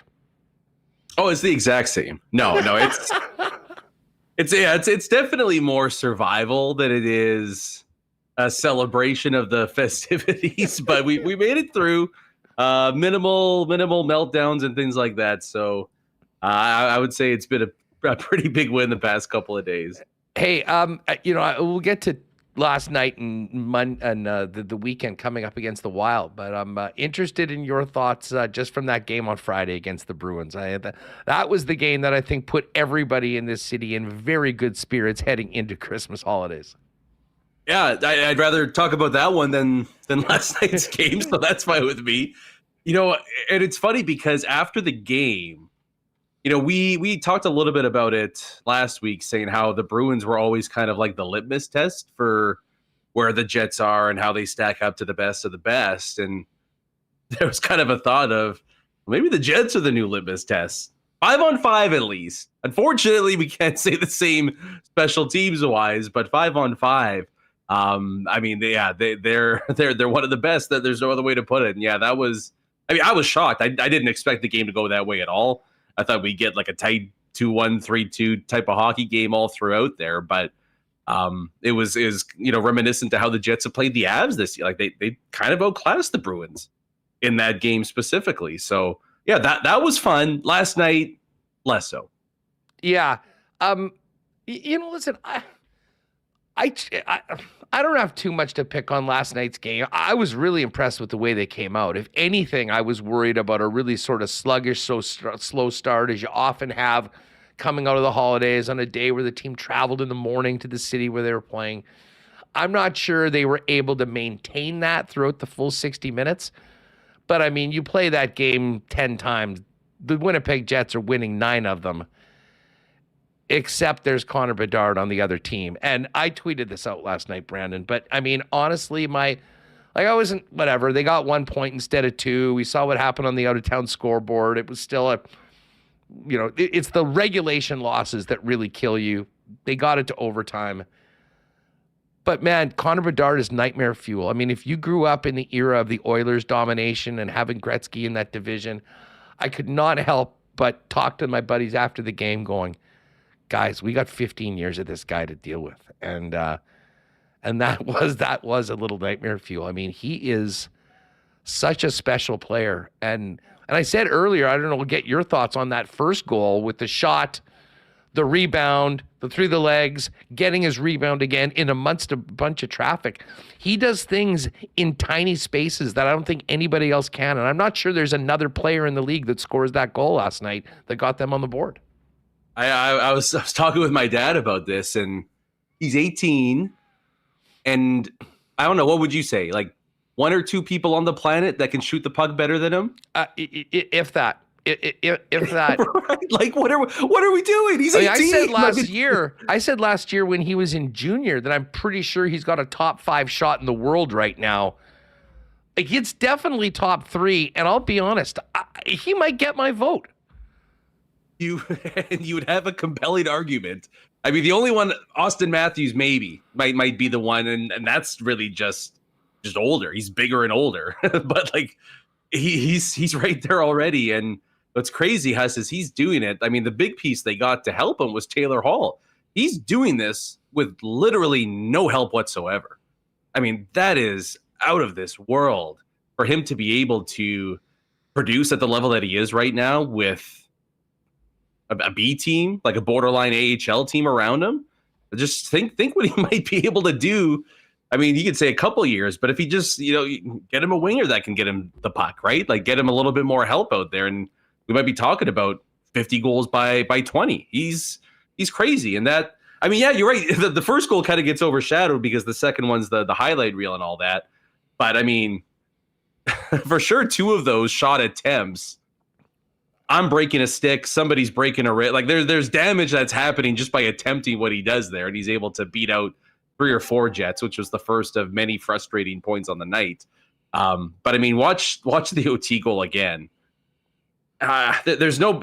You might think Matthews has a better shot. There's nobody on the planet that makes that play happen. Like, his entire body is screaming for that puck to go blocker side. Like, to fool a goalie like Hellebuyck that badly is it's just special. And there's just, you're right. He's going to be basically McDavid in the division. Like, it's going to suck. It's going to suck for the next. And you already know the Winnipeg Jets are going to be the milestone team too, right? Like, you pretty much, if you could bet now, like, bet ahead, 500th career goal, Bedard against the Winnipeg Jets. If you can find the odds, take that immediately, because that's going to happen. And he'll probably get number 50 against the Jets next year or something. So yeah. It is nightmare fuel. That's pretty solid. I think he gets. I think at the beginning of the season at Coolbet, his goal total was something like 34.5. I think he'll get 35. I wouldn't be surprised if he gets 40. And I mean, the only reason he wouldn't is that they're so overmatched and he doesn't have the help. But and he's 18. Like, by the time he plays, like, after game 60, is he going to have some juice left in the tank? Good, good point. Starting next year, unless he gets injured, just put it in pen for 50 goals a season. And I think that we'll see 60. We might see 65. Like, he's going to be the new goal-scoring phenom. And I don't know how many Rocket Richards he's going to win, but it's going to be a bunch. That being said, we're going to have to deal with it, although it will be fun. We'll get a chance to see Bedard in person coming up in 2 weeks, actually. I guess 2 weeks today on January 11th. Just finishing up with last night, and I guess kind of transitioning into this big home-and-home against the Wild. I mean, there's one thing that's kind of holding the Jets back right now. We saw it late in the game. It is the power play. How close would you be to setting, as Remis said, hitting the reboot button and almost doing major changes to shake up where guys are, how things look? Because, I mean, that's the one thing that really seems to be holding this team back right now. And you wonder where the team would be right now, even with the league average power play over the course of this first 33 games. Yeah, hey, they'd be battling for the President's Trophy. There's just no other way to put it. And Remo's right. It's, take the game out of the cartridge, blow on it, put it back in. Let's see what we can do here. I think everything has to be on the table at this point, right? Like, whether it's guys being booted off the first power play, a systematic change, change in placement on the ice between the guys that are on there. You just can't keep doing this. It's not a case of, hey, they're getting good looks. It's going to happen. They struggle to get mediocre looks at times. And like all sub-performing power plays, one of the main culprits is it's just static as all hell. Like, no, there's no movement. It's so predictable. It's easy to defend as a defenseman or a defender there in terms of getting to the shot lanes and the passing lanes. It's even easier as a goalie because you know where the puck is going at certain times. So I do think that, finding a way to add a little more movement is going to be one of the big benefactors. The other problem with all this, too, is that, arguably your best power play weapon is out for the next month. So you're going to have to rejig it right now and then possibly rejig it again when Kyle Connor gets back into action. But, I feel like the popular sentiment from stuff I've seen, Huss, is to put Scheifele back in that bumper spot in the slot area where he had a lot of success back when Patrick Laine was part of the power play and Blake Wheeler was running it along the half wall there. I don't know if I mean, it could work, and we're kind of at the desperation point where, hey, let's just try something. You know what I mean? Perfetti on the half wall. I'm open to anything there. I don't think the answer is to have a Velarde and an Iafallo together on the same first power play unit. But without Kyle Connor here, putting it in the hands of Cole Perfetti and having Scheifele in the bumper spot, maybe that's your best option. And then Wheeler's on the other side can kind of come in with speed and, pick and choose his poison at that point. That might be your best bet right now. I wouldn't mind giving a few looks as well down low, kind of in the same spot that Kyle Connor was his first few years on the first power play. Throw the puck down low to Velarde in and around the net front area. His hands are great. He's big. He makes great plays with the puck. Maybe throwing it down there to him is kind of like a temporary solution to try to mix things up a little bit. At least if you do that, you're allowing some more movement to play off of that, and you can break down the box. You can break down the diamond from that point. But I'm kind of at the point right now where you throw me an idea, I'm like, why not? Because I don't want to say it can't get worse, because I'm a fan of teams where, believe me, it does get worse. But I think we're at the point right now where let's experiment and figure something out and do it quickly here, because while it's very unlikely to cost them a playoff spot, it might end up being the biggest factor in not getting home ice or not winning the division. Hey, let me hit you with what I just finished up with Murat on. And we're heading into 2024. The team is playing great. They're in a playoff spot right now. There will be plenty of trade talk around this team. Going into the season, it was, the narrative here and elsewhere was this team really, needs maybe another defenseman or two to shake up the blue line. Other than that, they're pretty deep. Well, the blue line has performed admirably from the start of the season right through until now. You look at defensive metrics for all three of the pairings, and they're very, very good. Is defense still at the top of the wish list? Or based on what we've seen so far, the fact that Ville Heinola will be coming back at some point, although I don't know how much we can count on him to be a real difference maker this season based on the injury and, his lack of experience. But based on all of that, has the number one priority of the general manager changed from the blue line to potentially a Lindholm-like player that can come in and add to your top six?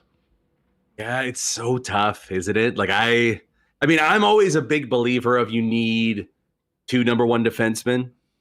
And if you look at the Stanley Cup champions of the past, go back to 2000 just to make it nice and easy. There's probably two. It's really, really rare to not have, never mind the number one guy, but a number two guy that can give you 25 minutes. It's very difficult to do that. But it does feel like, as of right now, that there's a pretty big gaping hole at second line center. And it's interesting too, because there seems to be a ready-made replacement in Lindholm, just kind of fitted in perfectly there, right? To maybe have Lindholm and Kyle Connor or Ely, whatever it might be there as your second line. And then you're not dependent on guys like Perfetti and Velarde in their first taste of playoff action to help carry the mail for you. I think I might be leaning a little bit more towards that. Obviously, the big part of that is that Pionk and Dillon they've been tremendous. Like they've and even Sandberg and Schmidt. I mean, all the defense by just about all the metrics, and I know you threw out a bunch of them there with Murat. They've performed more than admirably here. And if you're confident, if you're Kevin Cheveldayoff, that you're going to continue to get that, and Ville Heinola is almost like your ace in the hole. Like, you know, how well he played in preseason. Maybe he comes in and gives us a bit of a spark there. I might say that second line center is the new, I don't know, worry spot, the new target area for this team to go after. But it's going to be intriguing us too, though, because I mean, Colorado I think makes a lot of sense for Lindholm. There's a few other teams, I mean Boston as well, that are further along in their cup contending window than the Jets that might be a little more desperate. So I wonder, and Chevy loves doing this. Chevy doesn't go for the obvious target, right? You know, I wonder if there is a guy or two that might fit that mold. I was taking a look at guys that are free agents a year from now. Not as not super enticing either. It's a weird trade market right now where, you know, as far as high end targets go, there's not a ton available out there outside of the Calgary guys. There's a lot of great wingers potentially, but specifically center and defensemen. You wonder if Chevy maybe tries to pull the trigger early on something just to ensure that, hey, if we want a high end guy to come in, either center or defense, we got to get ahead of the Colorados and the Bostons and the so-and-sos to bring somebody in here and supplement that. One, especially if it is, I mean, listen, I mean, I would love to see Elias Lindholm come here. He's looking for a long-term deal at like $9 million a year. Like there's zero chance, in my opinion, zero chance that there's an extension with that. So the question is, how aggressive do you want to be this year, and how much are you willing to give up for a guy that will truly be a rental? And if that is the case, if you know you're only going to have him for this year, to your point, does it make sense to maybe pull the trigger sooner and make a real aggressive move that you think might get a deal done, where instead of having 16 games of him, you're getting 40 of him, plus hopefully an extended playoff run?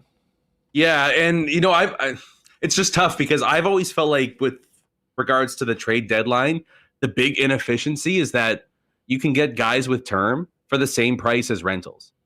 And I still feel like I always feel like Mugatu, like I'm taking crazy pills that nobody else has noticed this. But it's wild that the prices don't differ all that much. And so that's why I always lean towards, hey, can we pack a guy with a little bit of term and bring them in? The problem, though, is that I just don't think there's that many viable candidates. The guys that are high end are currently on playoff teams. And so they're not going to be moving. You know, I'm just taking a look at it earlier. Like, I mean, not that you would want it, but, you know, the Leafs aren't trading John Tavares. You know, there's a few other guys. I mean, Chychrun with Ottawa, who knows about that, right? But the ideal option might not be there. And so I wonder if, you know, hey, you might have the best laid plan out in front of you, but things can change pretty quickly in the NHL. And as we saw in 2018, windows can open and close pretty quickly. If you're playing as good as anybody right now, maybe it is a rental, all right? Like maybe even though it sucks and it hurts in terms of losing some of the future, maybe you just bite the bullet a little bit, bring in the guy that you think fits best. And hey, if we have something left over to bring in some depth, we can do that. But it might just be one of those years, I think now, that let's get it done early. We're going to lose him in 6 months, whatever. Let's hope that a banner comes along with it. Yeah, I mean, hey, it's a fun conversation to have, to be in the position where we can legitimately say this team has shown enough that we can start considering having real discussions on how much a team is willing to sacrifice of the future right now, of their prospects, of their draft picks, to make a real concerted run at coming out of the West and competing for the Stanley Cup. Brandon, great year all year long having you on. Looking forward to much more in 2024. Fill people in on, you got any holiday skates and plates heading into the new year for Winnipeg Jet fans that can't get enough? Yeah, we'll have one coming out tomorrow morning. So we'll actually, one thing I kind of terrifying to talk about, but there was a few articles I saw about this whole 2025 I don't know, World Cup of hockey for whatever it is. Mm-hmm. But the U.S. roster looks kind of scary, man. I don't know. I'm a little worried about them going toe to toe against Canada. I think there'll be a little bit about that. I also think, just to tease it a little bit, that scrap the Four Nations idea, give us a Summit Series, Canada, U.S. best of 7.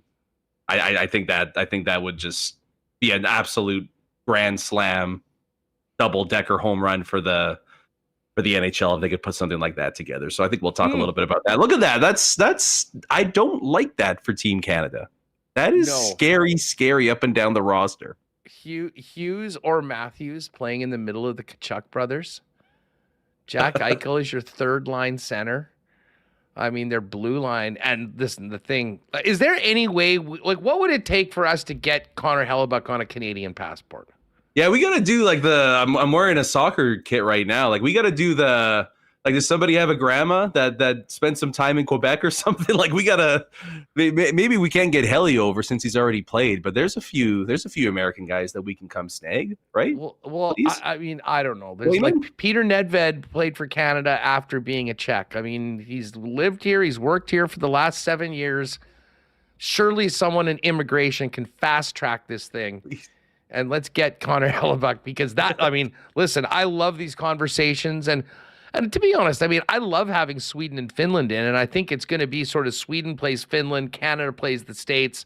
Then they sort of do it'll be a couple games. But I'm with you. More Canada versus USA would be amazing. But when it comes down to it, and not just against the U.S., but you look at the other teams, like Canada's goaltending is so far behind the other countries. I mean, that's the one thing that's got to scare the hell out of you when you talk about potential best on best. Yeah, there was like 3 or 4 guys that were supposed to be the future. Like Carter Hart's having a pretty good season this year. Like, I mean, look, it's no Hellebuyck, Ottinger, Demko. Yeah. but Carter Hart with like a 9.18. He's clearly the number one, right? I mean, to me, it's Carter Hart and Aiden Hill. Because Aiden Hill's having this. Maybe he's just on an all-time heater, but if he can keep it going for another 12 months, that's fine with us. But I do want, there's almost something about Team Canada in international hockey, and I hate to use this comparison, but I will. That's almost like putting on the pinstripes. Like there's a little bit extra added on once you step onto the ice with the maple leaf on your chest. True. When was the last time the Yankees won? 96 World Cup, right? It's like, yeah. So I think it's going to be a little scary. It's a little scary, no doubt about it. But there is something that would be hilarious beating the Americans, like with their best team ever, with Aiden Hill between the pipes. Like there is something hilarious about that as a Canadian. Yeah, and for anyone in chat or listening that thinks I'm serious about trying to negotiate a Canadian passport for Connor Hellebuyck, that is firmly tongue-in-cheek. Why? No. Well, listen, if we can make it happen, sure, but I don't think that's based in any form of reality. I heard a report of that, confirming. I confirmed. Things are going on behind the scenes. We're pulling some strings. No, I have a feeling he's quite happy playing for his home country, and he will look forward to that, potentially being that number one goaltender. But any of those U.S. goalies, if we could kind of sneak them in onto a dual thing and get them over here, they're in. Brandon, have an awesome New Year. Enjoy what should be a wild weekend with the Minnesota Wild here. Excuse the pun. And we'll look forward to catching up next week as the team hits the road to Cali. Sounds great. Yeah, thanks for having me again. Happy New Year to you, and Happy New Year to all the WST listeners as well. Right on. There's Brandon Rewucki. Subscribe to Skates and Plates wherever you get your favorite podcasts, and give Brandon a follow on Twitter as well. All right, hey, New Year's coming up. You got all your New Year's plans? You're just gonna pop by the MLCC, grab some Canadian Club. You're probably gonna want to have some beers, and if you're going into 2024, you may as well do it with the best. Winnipeg's favorite local brew, Little Brown Jug. Right now, they've still got that great deal down at the tap room where you can mix and match 12 different cans of your favorite Little Brown Jug offerings and grab a $15 gift card for free to use in the tap room. My brother might have got me that for Christmas, which was a great, great gift. The other thing that you're going to want to notice if you are just heading into your local beer store, great deals on generic lager, which has quickly become my favorite. $19.99 for the 8-pack of Tall Boys. Great deal. Singles are $2.99. You can pick those up at Manitoba Liquor Marts or anywhere that sells great beer. But there's no better place to pop in for a pint and to grab all the Little Brown Jug favorites than the brewery and tap room down on William Avenue. And don't forget to check them out online at littlebrownjug.ca. A big happy new year to Nick and Nikki, who've been with us since day one with their DQ franchises. Of course, DQ Northgate and DQ Polo Park are where you can pop down and see them. They've got great ice cream cakes ready to go for New Year's. But if you ever want a custom cake, hit them up on Instagram at DQ Manitoba. Or you can call either of those locations. Tell them the boys at Winnipeg Sports Talk sent you. You can send them a picture or whatever you want on the cake, and they'll do it up as only Nick and Nikki can with that delicious DQ ice cream base.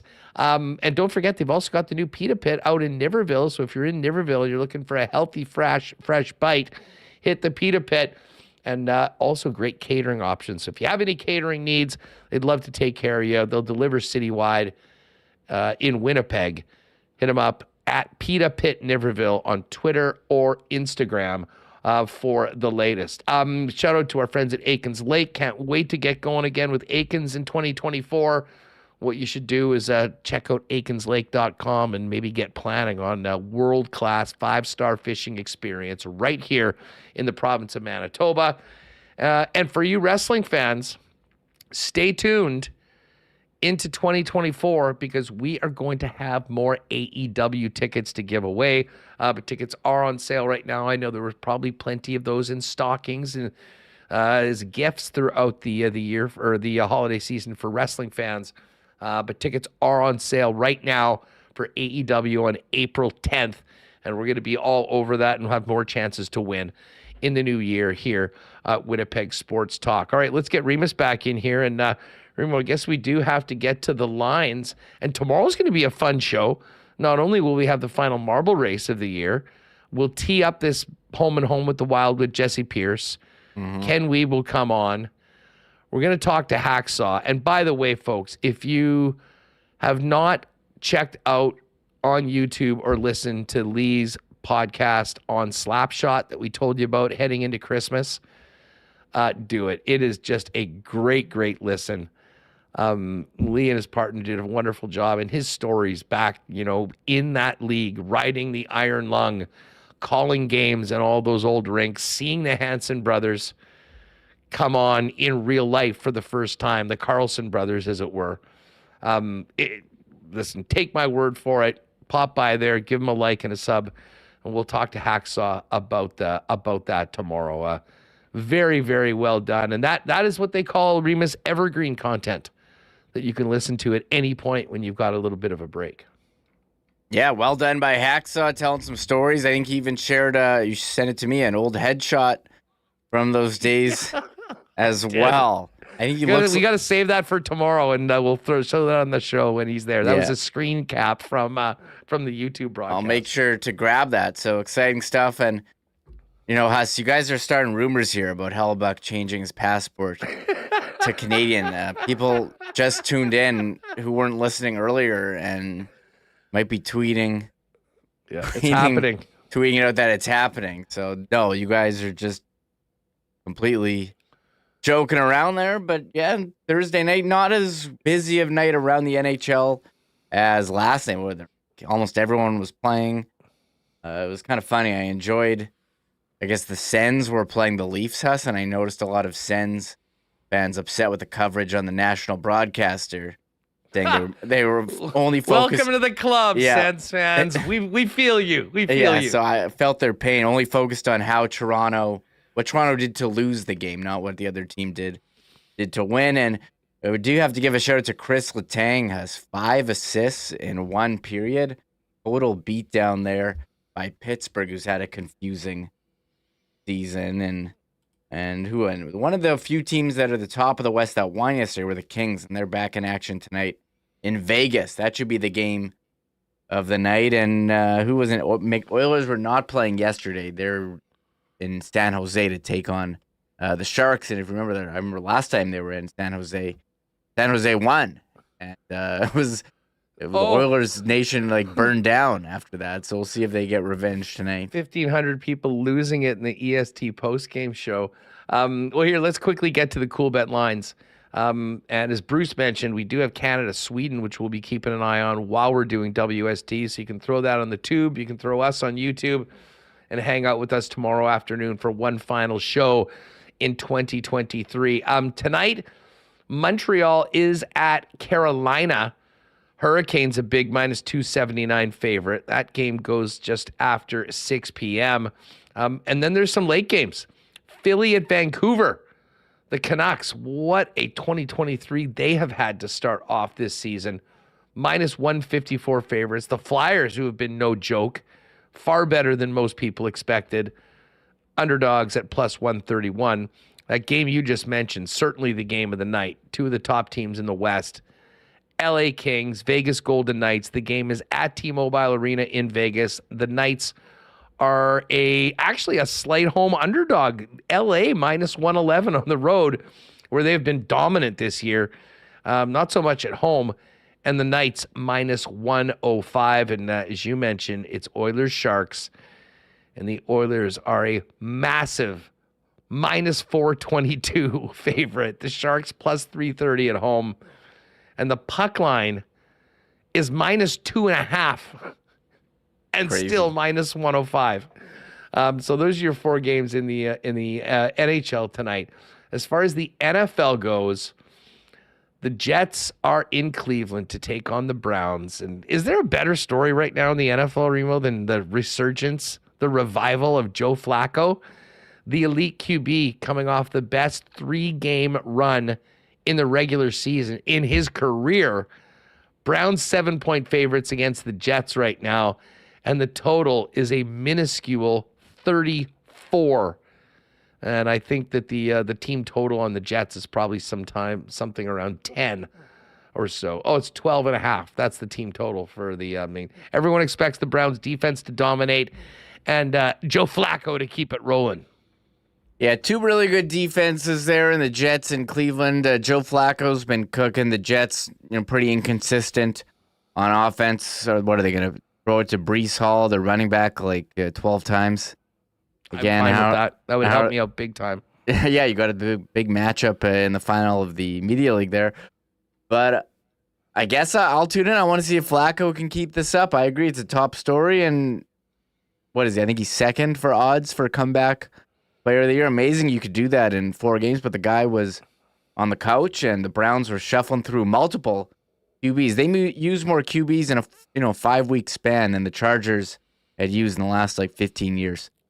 So 4 different quarterbacks to win games. It really is amazing. It's unbelievable and good for him, Huss. That's a great story. And although it's kind of concerning when you see all these, rando backup QBs. That's why we've had such low totals all year. 35 has been consistent. But for him not to have a job, and you see some of these guys who other teams are trotting out, I don't know. The world of QB evaluation is certainly strange. If this guy was on the couch and comes in and puts out these numbers.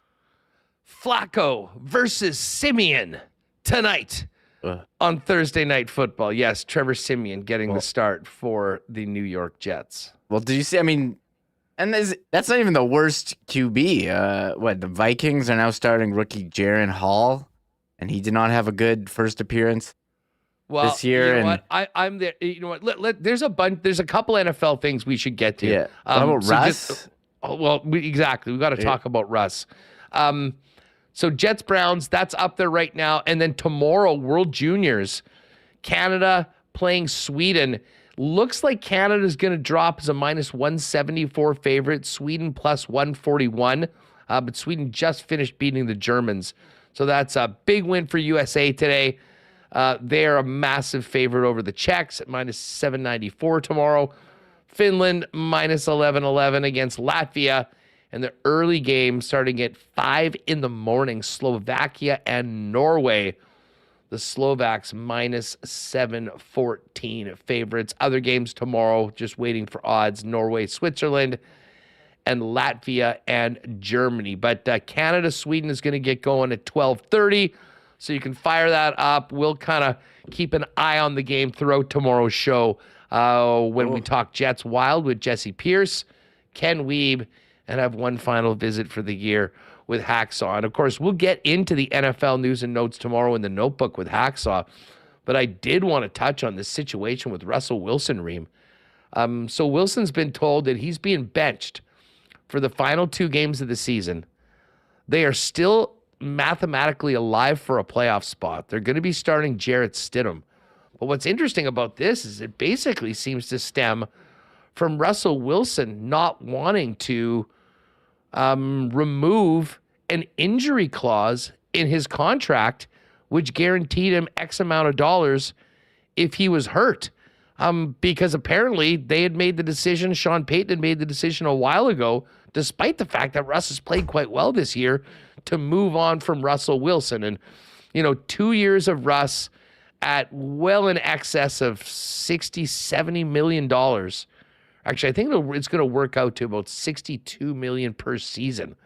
There'll be dead cap money, and Russ will be able to go elsewhere and presumably continue to play. But when you think about what they gave up to get him and the contract that they signed, will go down as one of the worst quarterback moves in a long time. And Sean Payton is not getting a lot of love right now for the way he's handled it. I can't blame Russ for a second for kind of standing up for the rights that he negotiated right now.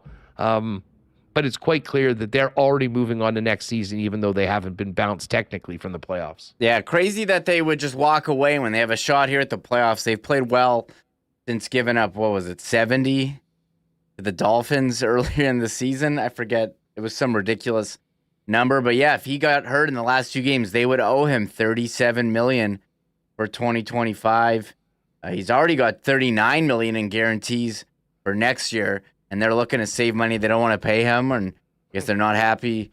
I think he's actually been fine this year. Maybe clearly not worth what they gave up to get him, but kind of stunning that they would just kind of shut the season down and go with Jarrett Stidham here for the final 2 games because they don't want to have to pay him $37 million in case he got hurt. Yeah.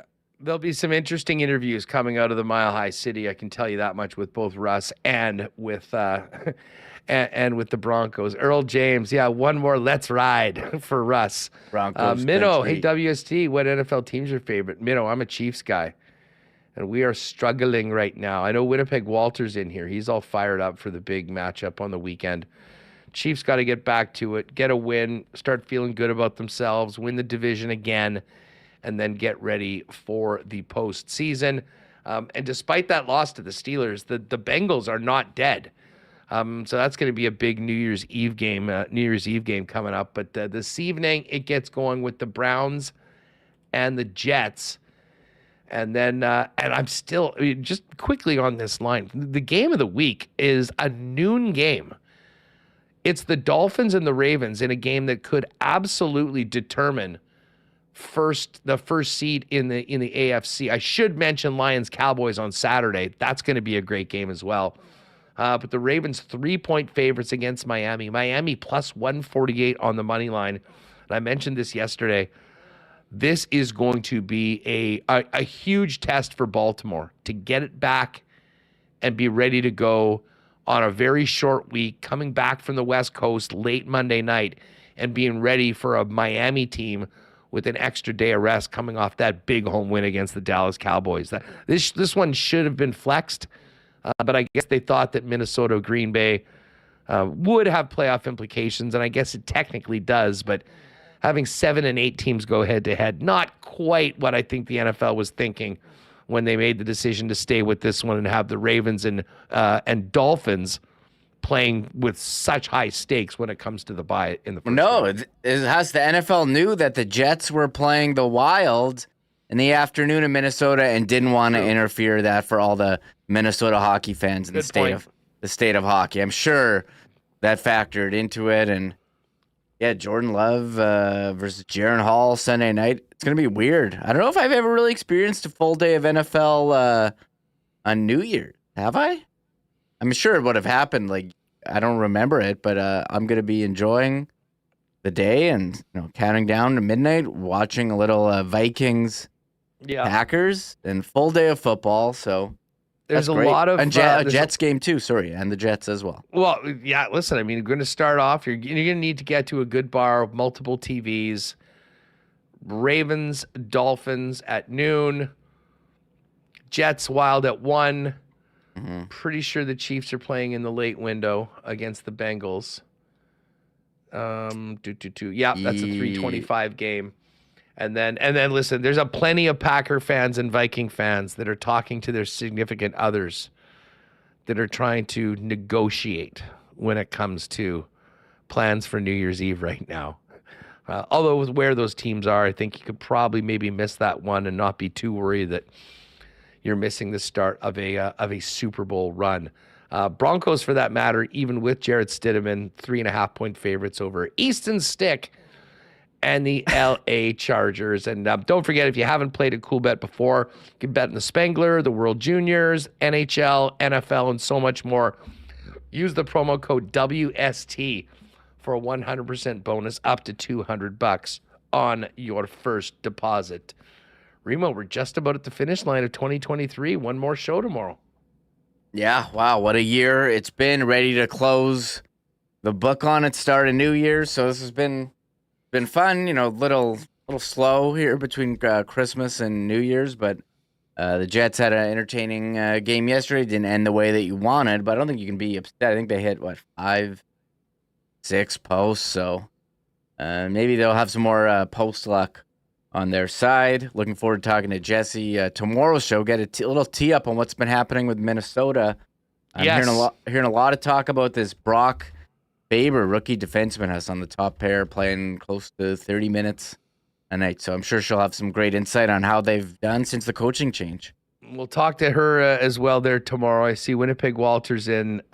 Yeah, that was a tough one for and the Steelers play well. They always just find a way to win these games.